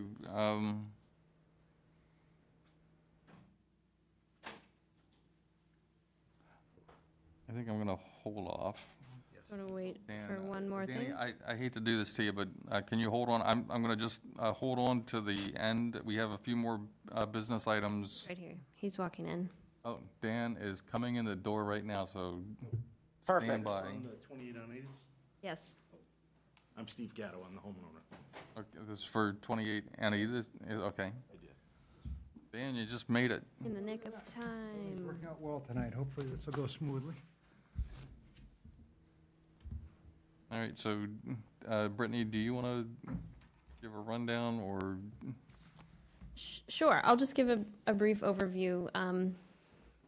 This project was for the dock extension. So basically, they created this, sorry, bad picture, portion of the dock over here used to be floats, and it turned into an elevated dock that was approved by the commission for their permit, and it included a jet ski lift. I don't have any issues with any of the dock building except for the jet ski lift. When I was on site, this is what the lift looks like. It was my understanding from reading the order of conditions that the lift was approved to have no cover roof or sides, with safety decking just on the sides, and it looks to be decked the whole way. I just wanted to point that out for the commission. Okay, it said no, I only could safety expand on decking. that if it's helpful. I do remember us discussing this. Yeah, so the special condition says no cover, roof, or sides on the jet ski lift. And on the plan, it's just shown as basically a drawing of like a fork, like other jet ski lifts that we've permitted in the past. I don't think we were under the impression that there was going to be any decking. I swear didn't we have a conversation about allowing decking though for safety issue? Yes. Yeah, with permission of the chair, I did send an email, I apologize, it was very late in the day, but Kelly and I had discussed it specifically on this issue, and it was my understanding what Kelly was concerned about, in Florida, they put sunshades in like little huts that you drive into, and she didn't want anything like that. So those are the sides, not so much the platform. And so I said, just to clarify, the single residential lift is for a pair of jet skis. There is a small mounting platform at either side for safety, but there's no walls or roof over the lift, just safety rails on the sides. And of course, the platform has to be on each side of each machine so you can get on and off. And it is the through flow panel. And Steve also, with a picture of this exact lift in hand, went down to Kelly and showed her, said, this is what I'd like to install. And she says, great. She put it in the file, and that's what we built. So that's how it happened, file, in but my best believe recollection. you. And that's in the file? It's not in the file. I couldn't find it, and I wasn't here when it was issued, so I can't speak to that, but it does sound like Kelly approved it. If I could also, Kelly had Steve asked Gatto. for, sorry, Steve Gatto, homeowner. Kelly had asked for the brochure, so we did send her the brochure. She had the picture of this and did approve it. The brochure's not in the file either? No, Got it, can't I? I looked. but And we feel did free. discuss this. I remember the board making the point at the time that we approved this. So we needed to have the grading system, and the board specifically required us to have something that was, what's the word, permeable? Yeah, and translucent too, so you get some air, some light through there, if there ever is Exactly. eelgrass or anything like that. And this email, which I did forward and is time-stamped and everything, somebody could check the metadata if they're curious, was the day of the hearing, and I said, just to clarify, the mounting platform on either side for safety, but there's no walls or roof, which is, from my understanding, exactly what she was concerned about. So hopefully that will have some nice written evidence of what we had proposed and built, and Mr. Gatto here is a man of his word, and that's what we present. Have you guys approved other jet ski lifts with decking?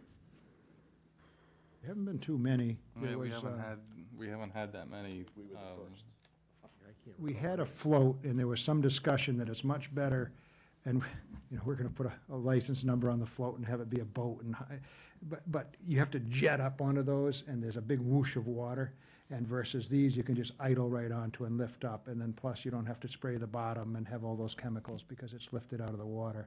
So it's a bit of a win-win, and, we were pretty pleased with it, and it does tuck in there nicely, we think.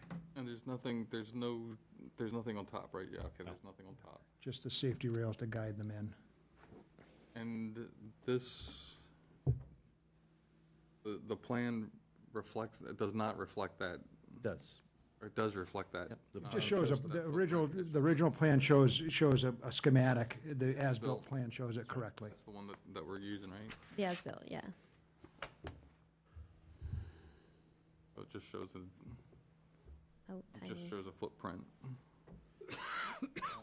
But we were okayed for this because we clearly, the day of the meeting, were pressing that this is what we would like, and we discussed it, and I do recall having a discussion, I thought it was before the whole board, I think Paul had a question.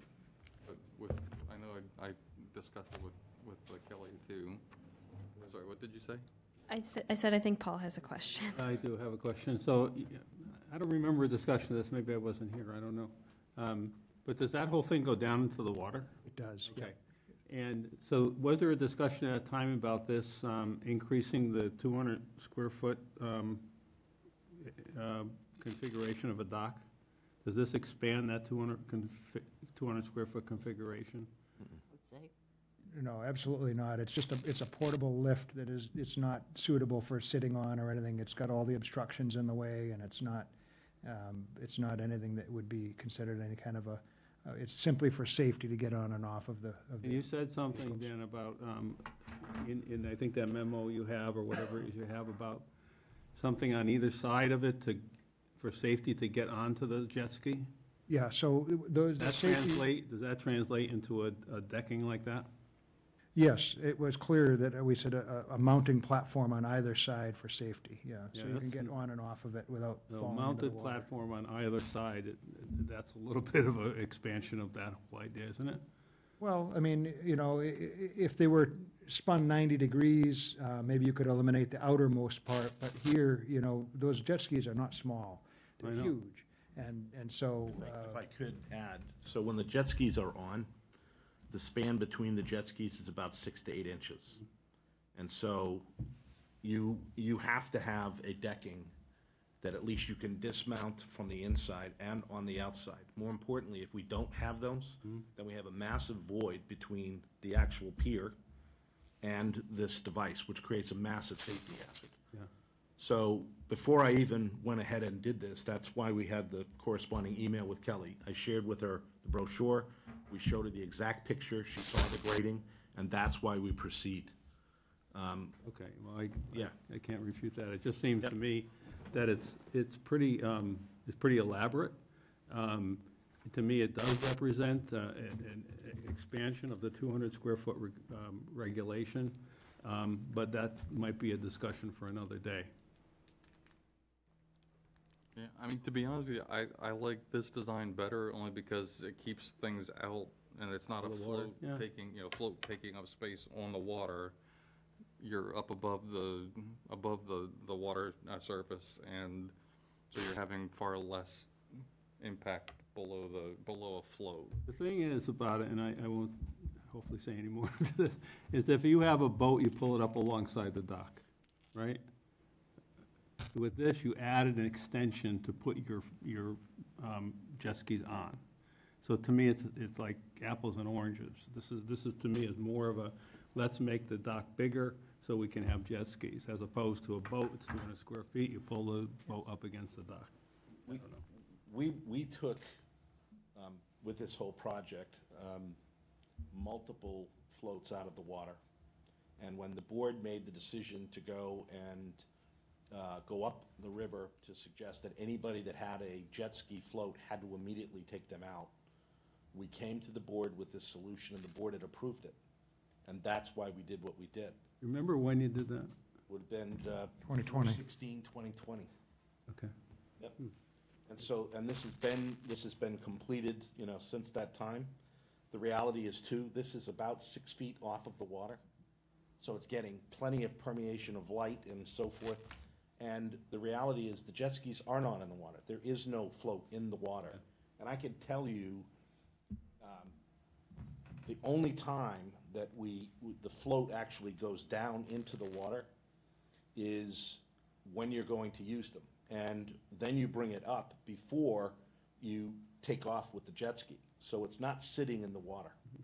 And more importantly, again, because of, you know, all the silt and all the stuff that's blown into this area, I'm also limited in the number of days that I can actually put it down into the water, right? So I need the tide to come up, which is also positive because you're not disturbing anything at the time that happens, right?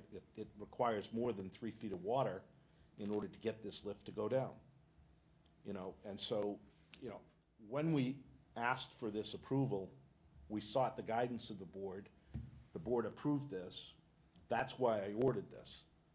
And it was really, you know, with the intent to make sure that we had a safe program, we got it out of the water, and hopefully set a precedent for the board for the rest of the river that was a positive one to get the floats up. Yeah.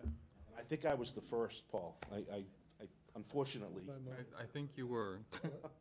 Well, I think, I mean, it's a nice job, there's no question, it looks like a pretty elaborate piece of equipment. It's just, I just had those questions, that's all. Appreciate it. And just Thank you for your for your explanation. benefit, imagine, it's hard to see this other than what you're looking at as a platform. Put the jet skis on it and the amount of space. I mean, this is not a sitting area. This is not a place where you stay. Yeah, I got You get on it, use it as access, get on the machines, put the machines down, float the machines out, raise the system up. Okay, well, thank you.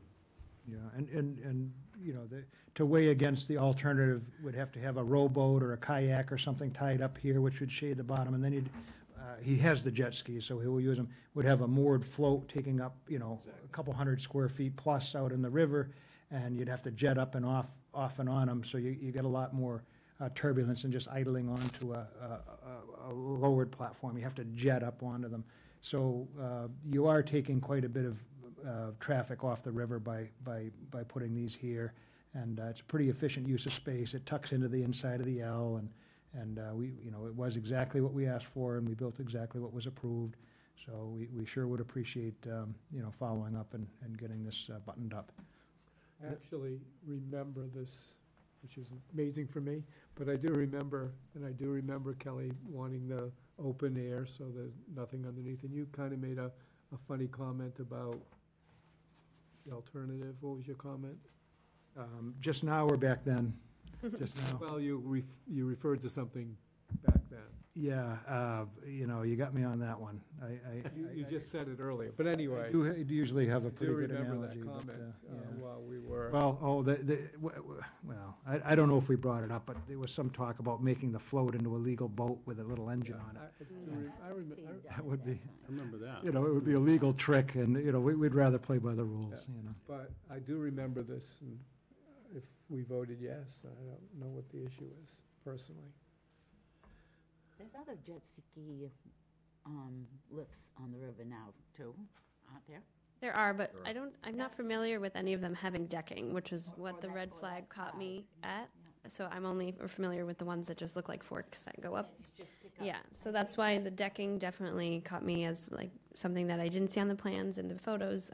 If you said Kelly approved it, she should have brought a picture. And clearly, she didn't send anything back to this, and she said, you know, open-sided with no covers or roofs or sides.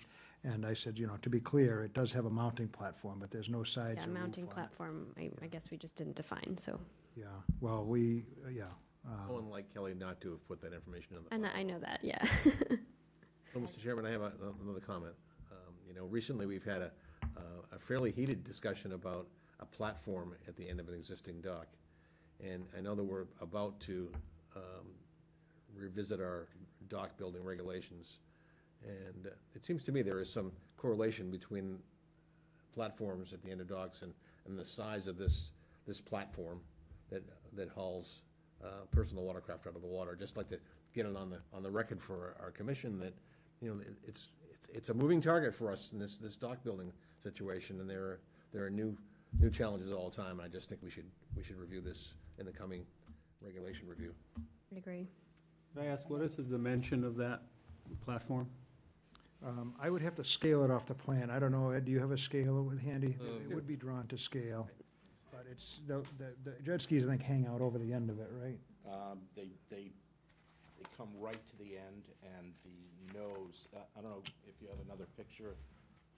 You, I have. that's kind of see, but, We okay, have a so scale if anybody's got the see the plan. poles in the front? Typically what happens is when the jet ski comes up, the nose of the jet ski goes through those two poles by probably about 1.5 feet, and then it ends at the back end of the platform.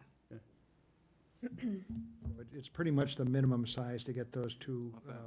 And the jet skis are, you know, they're bigger than they used to be. They're not the old, you know, loud water jets. They're kind of a full bottom wave runner type. Yeah, the problem is that's really, you know, and again, I appreciate what Rick was saying in terms of kind of the future of these. I mean, the benefits in my mind certainly outweigh if the objective of the board was to get the floats out of the water. And that was really the guidance that you gave me to the point that you know, was made here. You know, if you run a jet ski up onto a float, you're digging in the back of that and you're riding it up. On here, what you do is you bring the elevation of the float down, so you just glide right in. So you're not accelerating, and that actually is much better for the area in my mind, right? And it's better for the machines because you're not pulling up silt that ends up kicking into the machine. When you think about the safety profile and the need for somebody to get on and get off of the jet ski safely, you have to have at least a 1 foot area. Imagine trying to step off of this when it's on the platform. And as I said, when they're two together, and you can kind of see, if you go back to the other picture, Brittany, if you look at the space in between, I believe those are 1 foot increments.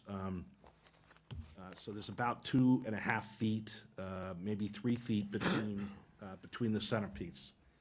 And the machine hangs off on either side of that, right, because of the V. So this platform is as small as it can get, and that was why, before I even started this, I asked Kelly, I sent her the brochure, we walked through this, and we ended up coming up with this decking and so forth. And the other, by the way, typically what you see down in Florida is that they're solid, that they don't have the translucent material here.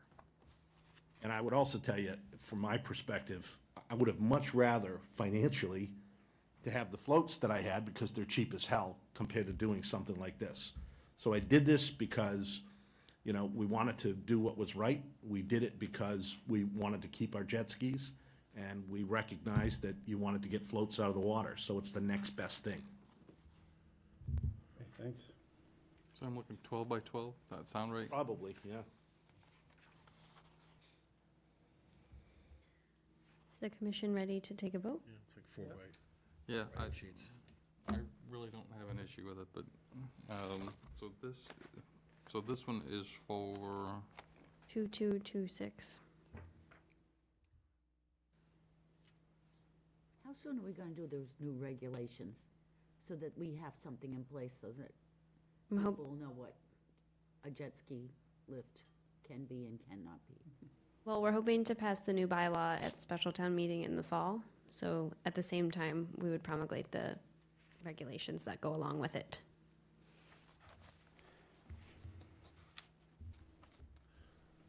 Not soon. Not soon enough. this is 20, This is not like any of the others we've had. I'm 20, just saying 20, that. 2226. Three twos and a 6. And what isn't a jet ski lift? 2226. All right, so for, do I have a motion to issue the certificate of compliance for SE 83-2226, 28 Antides Road? Is there a second? Second. All those in favor? Aye. Aye. Opposed? Nay. One? Okay. So it carries 5-1.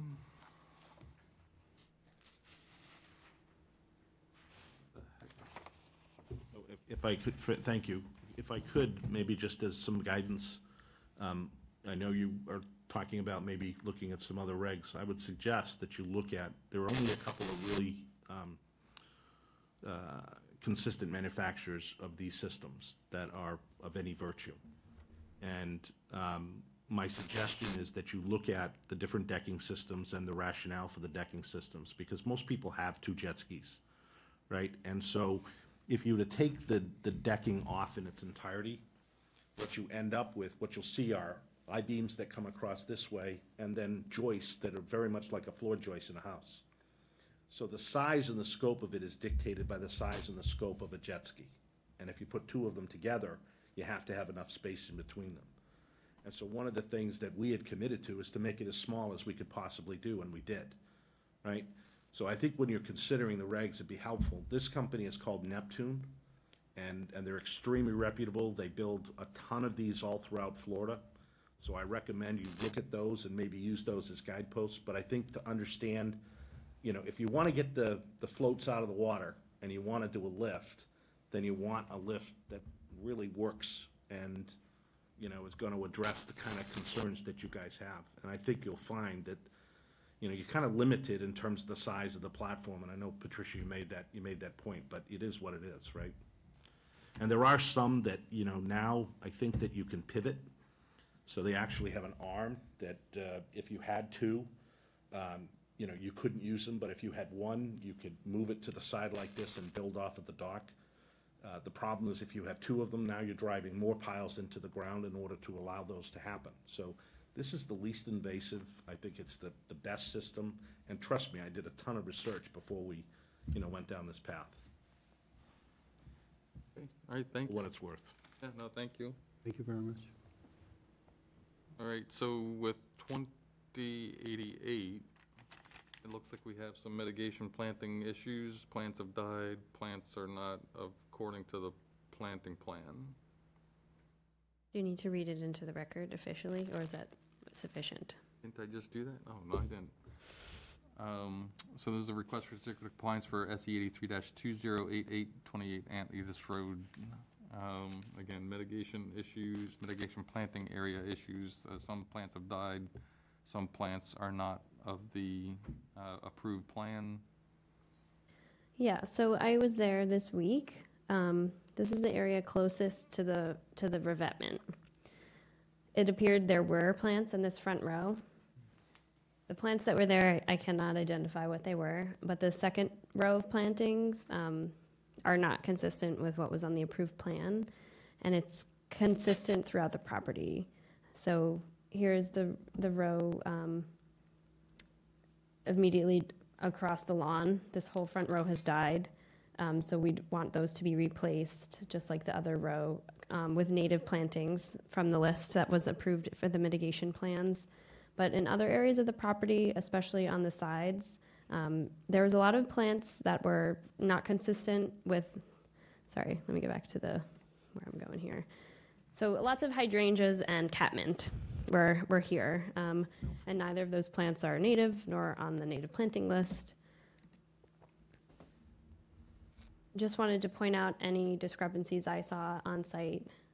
It was mostly, here's our row of catmint here that was intended to be bayberry or inkberry. And here's some actually growing very well creeping juniper. But I... Go ahead and stick it in my eye there, that's fine. Thriving. Some thriving.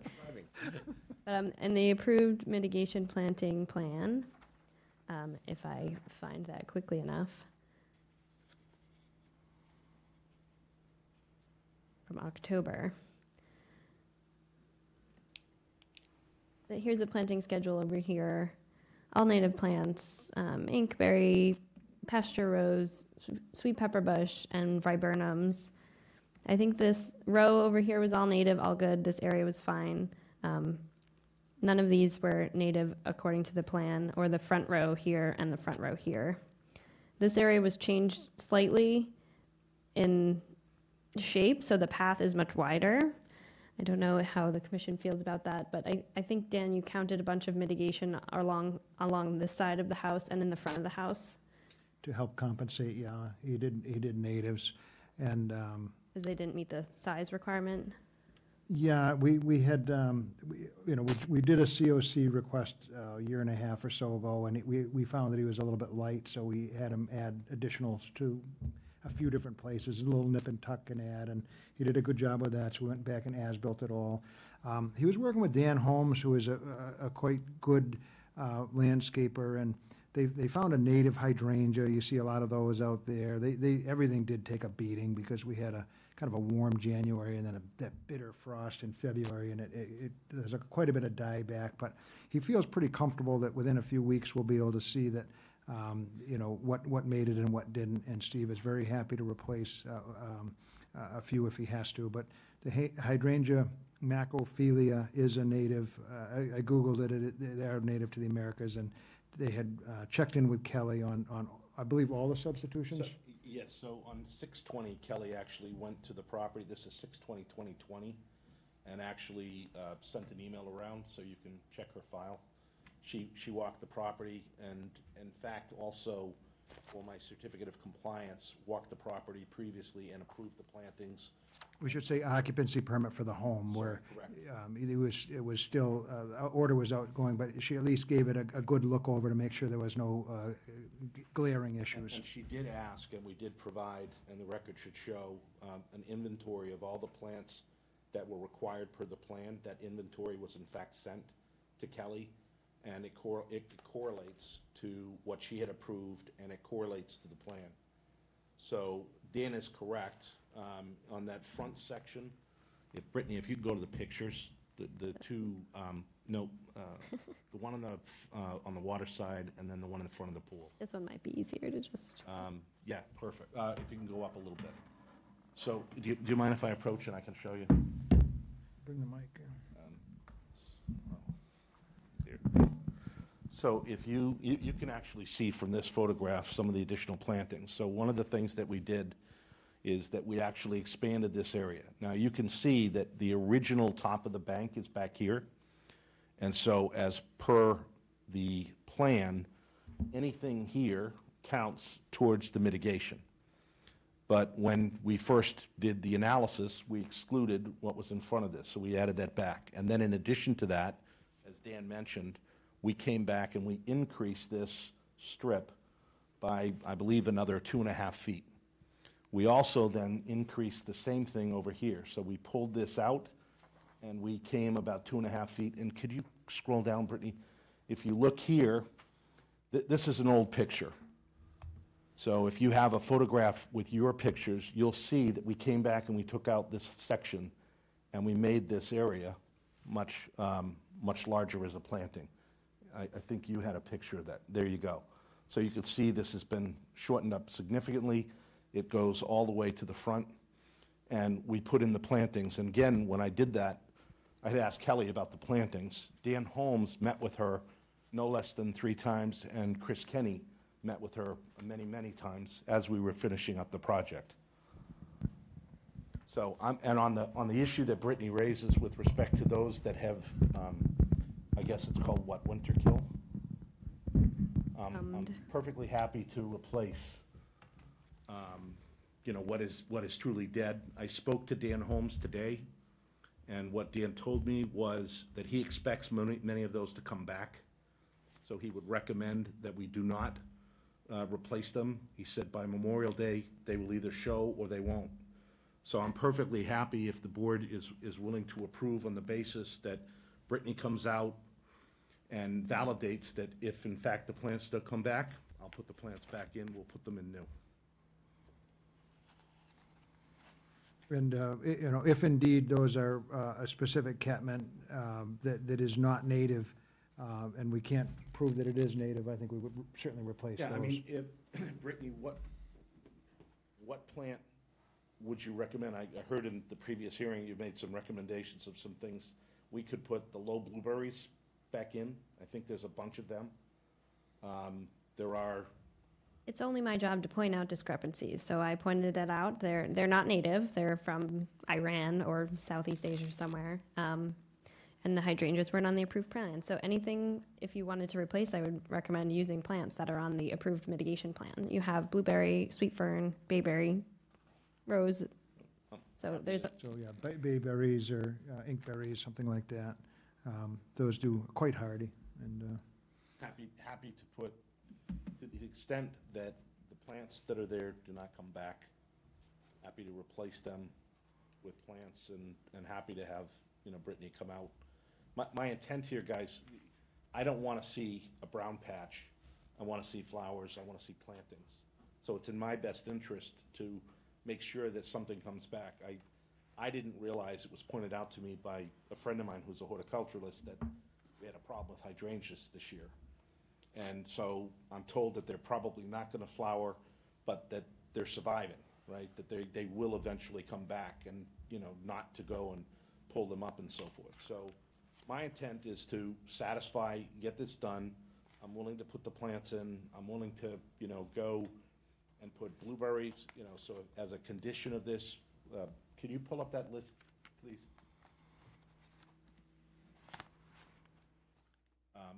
So what did you say? They're blueberries, and what was the other? There's inkberry and bayberries. Bayberry, blueberry. Whatever plant needs to be replaced, we will replace it with the. Creeping juniper. Creeping juniper is on the list. Just teasing. Yes, I hate it. You I know. absolutely hate it. It's disgusting looking, but that was. What is it? The creeping junipers. Oh, yeah. No. Just a low, you know, it's, it took over the front island of my house, so I've. Can I ask you a question, though? I can't see the list from here, but we have been talking about hydrangeas. Is hydrangeas on the list? No. No, it's not. Okay, so. Kelly approved them when she did her walkthrough. It was on the approved list, and Kelly approved them. Do we have that approved list? I don't know. I looked through her emails prior to coming in. I didn't find it in her emails either. I will say I think I have less of a problem with the hydrangeas than the catmint, but. Where is the catmint? Can you tell me? Can you show me? But it is not up to me. alone. It's up to the commission, because neither of those, because hydrangeas are difficult to identify, especially when they're mostly dormant. Here's the row of catmint on the side here, and there's also some in the front, the closest to the bank. So catmint is not on the approved list. There's some kind of, you mentioned something about Iraq. They come from. Yeah, I think it's from Iran. Iran, That's where okay. it's native to. All right, so sure that so they should be replaced then, right? It's up to the board. That's. No, I know it is, but I mean, but if they weren't on the Wasn't on the approved approved list, list, I would recommend that they be replaced. if they're not on the approved list and they were planted, they shouldn't have been, and so therefore they should be removed. And something that is on the approved list should replace them. The hydrangeas, I guess, were okay, and they did have a rough winter, there's no question. But is it more complicated than that? I don't think so.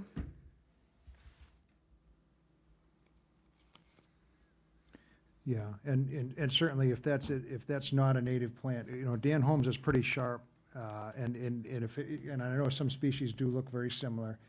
So we'll consult with him and certainly get you the tags from him, and if it happens to be on the native conservation list, which, I'm happy to change my mind. Yeah. New information.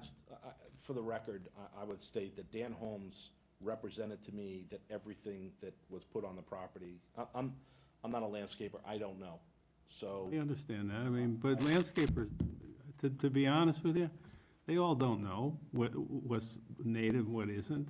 They plant similar things all over the place. And so they might think it's native because it's been planted around here for the last 50 years, but it's not.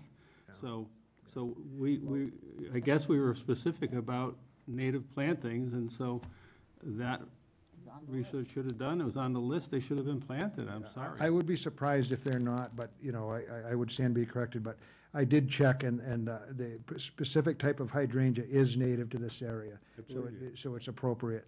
And if he's sharp enough to find that, he's probably sharp enough to find other comparables, and have checked with Kelly. Like I said, there were multiple on-site meetings, and, it's, we put the planting plan together, but it's pretty generic, and if there's more beautiful native, that are better pollinators. Well, I will stipulate this. And the agent approved If them. those plants are not native, are not a native species and are not an acceptable native species, then we'll replace them. I was told that they were.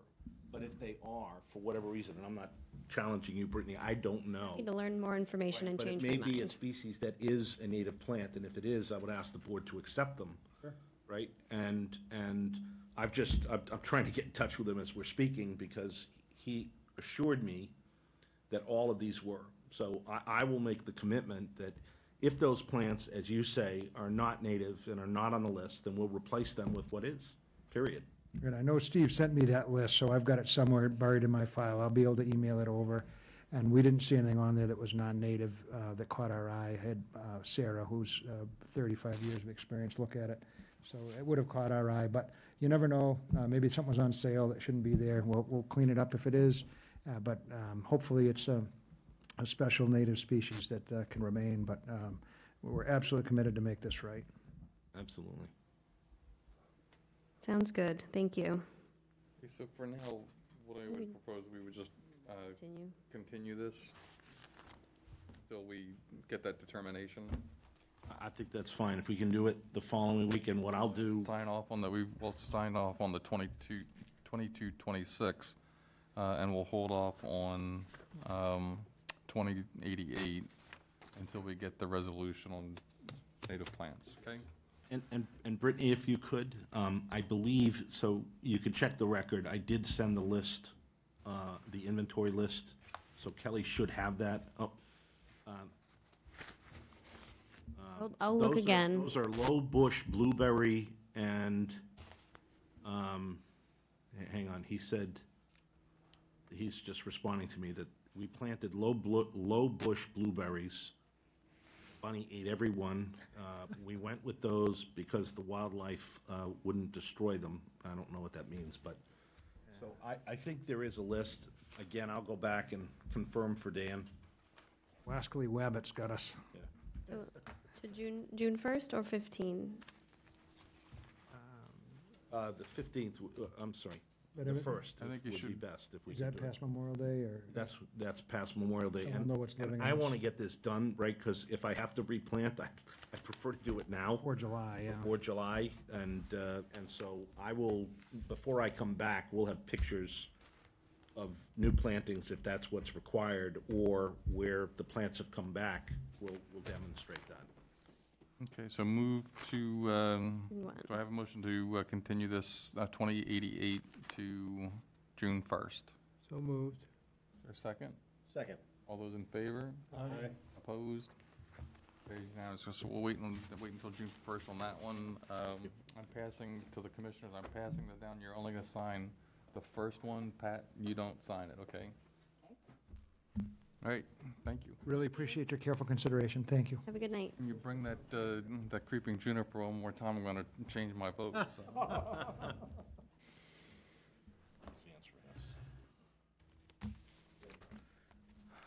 right,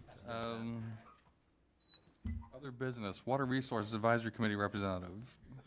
Yeah, so since Tom is no longer on the commission as of July 1st. Did you make that announcement? Did you make that announcement official, Tom? Yes. I have not. I understood that a re-up was necessary. And No, your term ends on June 30th. so the 15th is my last meeting. So the 15th would be your last meeting if you are not reappointed. So what's the problem, Ed? I didn't know you had made your official announcement that you were, I had told everybody, I thought that was official. no, that's. But we I were just- both- The last I heard, we were just talking but amongst ourselves, Oh, but okay. but I was not here for the last Right, meeting, that was so. the stairwork, Okay, stair steps. all right, so, So in any case, we need a representative to serve on the Water Resources and Advisory Committee as the Conservation Commission's representative. So is there any interest from other board members to serve? I know Paul is already our representative to the CPC, so that would be unreasonable I for said I him. would if nobody else wanted to. well, I see that Ellie is not here, so following That's fair. tradition, we always nominate the one who's not here. That's a great point. That's, I'd I'm like just to saying. nominate Ellie Lawrence. If we I want to don't wait, think she can though, right? if we want to wait till the next meeting till Ellie's here, I'll be happy to wait. We can always Otherwise, I'll wait. do it. Otherwise, we'll pencil David in. It's a pencil in unless Ellie would like Ellie to be really on wants it. to fight him for it, and then we'll have to have a vote. Okay, that sounds good. All right, approval of meeting minutes for May 4th, 2023. I looked them over. I had one small correction, which Catherine assured me she made, and so they're fine. Okay, so do I have a motion to approve the minutes for May 4th, 2023? So moved. Second. All those in favor? Aye. And I will abstain since I was not here for that meeting. 5-0. We're not doing the wetlands bylaw. We put it off Ready to do it? since last time I was out and Ed was out and now Ellie's out. So I think I would like to at least get everyone's initial input on it and we can always talk about it again. How does that sound? Give us 2 minutes. There you go. Shoot. Great, no one else is here, so I don't need to do the whole big thing, but. So the new bylaw provisions are based on the MACC model bylaw and the Cape Cod Commission Coastal Resiliency article. It's a combination of the two. The bylaw was last amended in 1987, so the language could use an update in addition to the content. The changes we're proposing to make content-wise are adding vernal pools as a jurisdictional area for the town of Yarmouth, including the riverfront area. We enforce it under the DEP, Wetlands Protection Act, but it's not in our current bylaw, so we would like to add it in there. And adding a new resource area called the Coastal Resiliency Zone, which will include the floodplain and have its own performance standards. Oh, wow. That's significant. Yes. That is definitely the biggest change, but everyone here understands vernal pools. The provisions we would include would assume that they're significant to the habitat function. So any depression that would be seasonally filled with 200 cubic square feet of water would have protection as a vernal pool, while right now they're only protected when certified by NHESP and part of another jurisdictional area, a wetland. So this would add protections to ones that are not in wetland areas and are not certified. And we're still talking about moving our jurisdiction for wetland to 500 square feet? For an isolated? For isolated or vegetated, yeah, any small wetland? I would like to, yeah, but that would be in the regulations and not the bylaw. So we'd get into the nitty-gritty details. We don't address the size in the bylaw specifically. It's not, yeah, it's only addressed in the regulations. So the Riverfront Act, we would just add it to the bylaw where it exists in DEP. We already do all of the implementing of the performance standards. It would just also exist in our bylaw.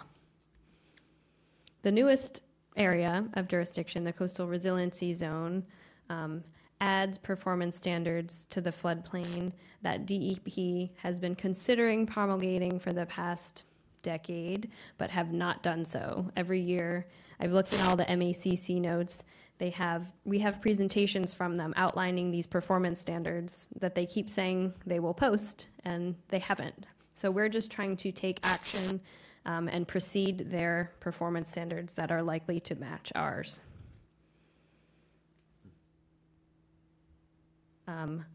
The goal with these are to avoid, minimize, and mitigate the risk of environmental damage with consideration to sea level rise.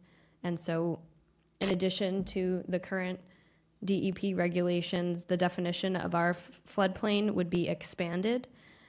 So the Massachusetts Coastal Flood Risk Model adds more accurate predictions of the 100-year floodplain, storm surge of record, with the consideration of sea level rise and wave action. So their prediction models that have just come out this year are much more accurate than the 2014 FEMA flood maps. So they have three target years, 2030, 2050, and 2070, and we would have the option of choosing which of those years would be our target year that would define our flood zone that we would be regulating. The Coastal Resiliency Zone is made up of land subject to coastal storm flowage, which it would be separated into 3 areas: the velocity zone, moderate wave action, and minimal wave action. Velocity zone is just defined as wave heights greater than or equal to 3 feet. Moderate is between 1.5 and 3 feet, and minimal is less than 1.5 feet. Each of these areas would have different building standards, basically introducing provisions to protect the floodplain from new construction and introduce redevelopment standards. So we would get into those definitely more in the regulations. The bylaw would just define these areas as part of our jurisdiction. The last bit of this, there is a special transition area, which exists in the upland area from all of our jurisdictional areas, including Salt Marsh, Coastal Bank, Coastal Dune. In the event of sea level rise in the future, we would have jurisdiction over this transition area to allow protections for salt marsh migration and dune migration. Again, more details would be in the regulations. These would just be defining those areas as our jurisdiction in the bylaw. There's a couple of administrative changes in there I'd like to review as well, but after we discuss it, I would take it to staff and town council review to make sure we're legally it's all written well. We use the MAC bylaw, model bylaw, so that has already been reviewed by lawyers, but just making sure our changes fit. We'd post it to the website, and we'd have to get on the Board of Selectmen agenda before we go to town meeting in the fall, where we would also ideally have regulations to go along with it. So over the summer, we'd be working on those detailed regulations. So we're going to be having some sort of I would assume we'll have some sort of I think for us to try and do something like have a full-fledged discussion on this during a regular meeting? Yeah, very tough. Probably not. I basically just have two questions. For the biggest administrative changes, I know the additional jurisdictional area of the coastal resiliency zone is the biggest factor of this bylaw. And it might be difficult for some people to understand that it's not as crazy as it sounds, because these are indeed the regulations that DEP will be coming forward with. We're just preceding their date because it's very difficult for them with their staffing to get these pushed forward. So, what? It's been years. I'll hold off comment until we have a planning session for it, because it's just I think what's important is this affects significant acreage in this town. Yeah. It does, yeah. Yeah, I think Most you're of gonna be the- looking at because this is gonna have to come through town meeting. It does, yeah. And I didn't change anything from what Kelly had in here from last year that she was trying to put forward. Maybe a few minor things, so this was gonna be, well, we don't have to discuss that tonight, but I think we should be concentrating. I think what you've laid out what the changes you're looking for. Now you had questions. You had specific questions then. yeah, so in the language of this written out model bylaw, there's two administrative changes that were made in the past that I am wondering if the commission still support. As it's written, it only allows for one extension of 3 years for an order of conditions. Do we want to keep it like that, or we allow several extensions as we stand right now, and I don't know why they would want to only allow one. I don't know why we had that. That was in there before I changed anything. An extension only allowing one. I see only allowing 2. 9 years is a very long time. Are you sure we weren't meaning to guarantee the first one? That's what it says. One extension of up to 3 years can be granted is what it's in there. So I wanted to make sure that was what we wanted, because I don't think that's what we want. I'm sorry, you don't think that's what we want? I think it should be 2. I do. I mean, I think we should say the first one is guaranteed. And that's why I was thinking, I think are you sure it wasn't written to mean we guarantee the first one, second one not necessarily the case, but. Yeah. Let me see. Because, I mean, I have no issue I have no issue granting the first extension at all. I think that should just, if you need a 3-year. Yeah, any permit. Fine. It says any permit may be renewed once for up to an additional 3-year period. Pretty clear. Yeah. Do we want to eliminate that or keep it? I think, isn't that that's what I'm saying then, right? So we're pretty much saying guarantee the first time, no issue. No, that's not what that says. No, that's not what this is saying. It says any permit may be renewed once for up to an additional 3-year period, provided that a request for renewal is received in writing at least 30 days prior to expiration. Yeah, so it's saying we may go ahead and issue the extension for 3 years, up to 3 years, the first time. It's kind of never automatic. again. We may, but But it's it not doesn't say automatic. you can't come back for a second request. It says may be renewed once. Yeah, that's kind of. I think it's pretty clear, Ed. You can go once. May be reviewed once. And we can say or no. renewed once. It's not guaranteed. Yeah, we could say no up to, According to that. but you can only only renewed do it once. Up to 3 years. We could say, yes, you can have 1 more year, or you could have 2 Yeah, more years. I don't think we should limit it just to. I'm not arguing with you, I'm just saying that's what that says. Okay, I get what you're saying, now that you've read it, or you've read it again to me. But yeah, I think we should. I mean, I'm open to allowing it to go twice, I'm just saying what it says. Yeah, just what is written says once. Right. That's so it. I have no problem going to two times. What about you? It's fine. I mean, we have the option of saying no. Exactly. Yep. isn't like a guaranteed. Well, that's I guess my question is, why are we putting anything on it? We can say no at any time, right? Not if it's guaranteed, Well, which if you you g- said. So we could say no. But you're guaranteeing a second one then? No, we're not guaranteeing any of them. We're saying if they come the first time, we could say yes to 1, 2, and 3, and then if it's not done, they come a second time, and We we could say no. we say yes to, let's say, 3, and then they come at the end of 3 and say, we need another one. We Can have we the do option that of saying now? yes. No, we can't do it now.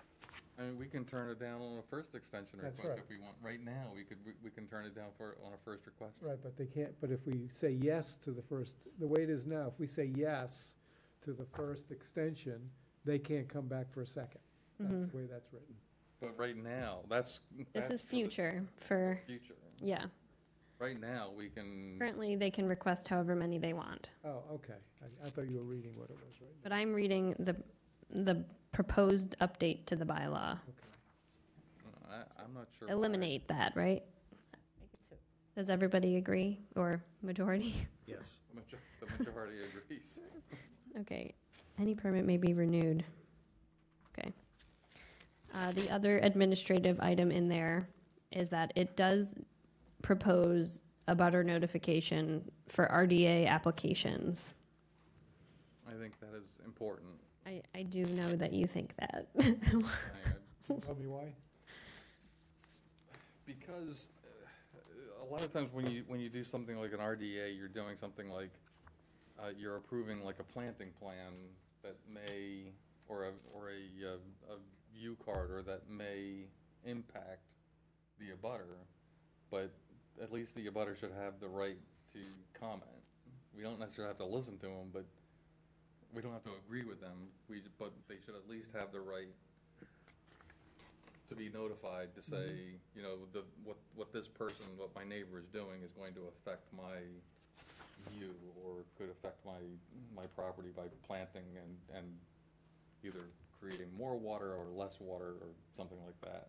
I'm just saying that, or as a fence or something else like that. So I think the abutter should at least be given the opportunity Comment. to number one, know that there is a project going on That's that the big may thing in affect my their. mind. Yeah, okay, I agree. That's the only reason. I buy that. Okay. It just makes the RDA application a little less simple for the applicant, but if you think it's important, then we can keep it in. What do we define as a butter for those people just next door? We can simplify the abutter to direct abutters for the RDA. That's what. I'd recommend that. Yeah, I recommend that. But that's not what the act says right now, right? The act does not require does not abutter say that, yeah. notifications for RDAs, just NOIs, and that's what Yarmouth does right now before the update. Yeah, I think just saying the ones that touch the parcel. Yeah, okay. That are immediate abutters to the parcel, Correct. not the 100-foot that. But what about across the street? They don't get notified. Assuming that it's a public street between the two parcels, then they would not get a. Okay. If it's a private road, then they would. Okay.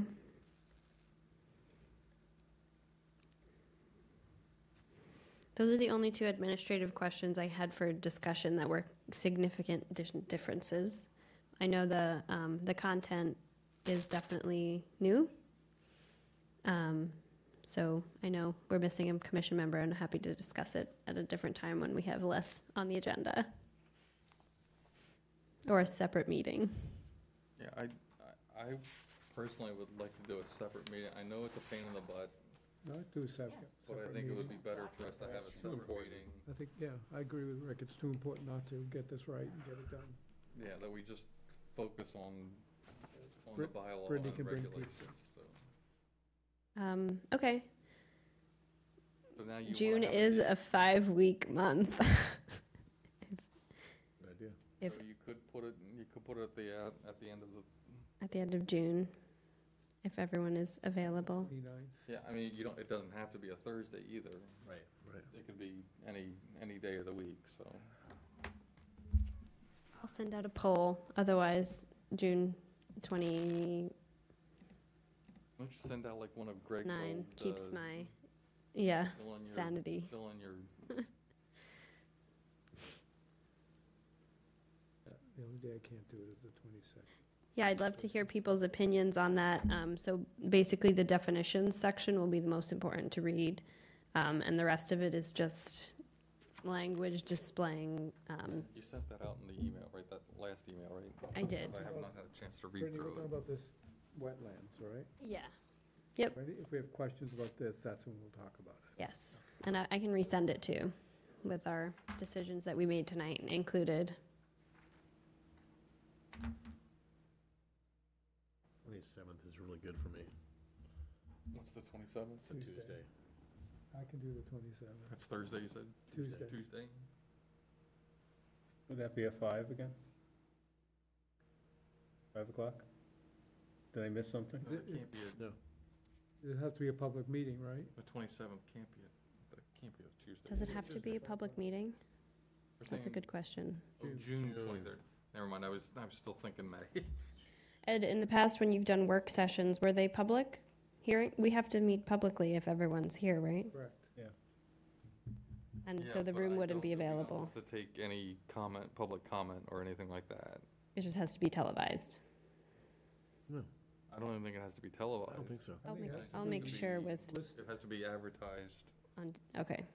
that we're meeting with an agenda, but it doesn't have to be televised. Right.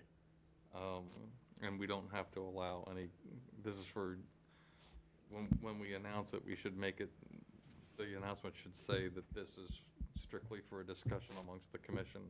There will be no public comment received. Okay. Are we now talking the 27th? Yes. Well, it's just, Okay, does that work for you guys? Oops. June 27th? What is it again? 20 Tuesday, the 27th? of June? Yeah. Sure.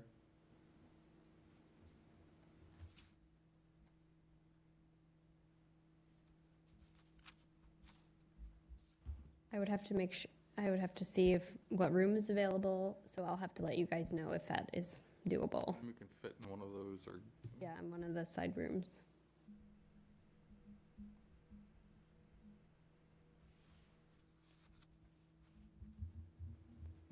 Can we do 6 PM?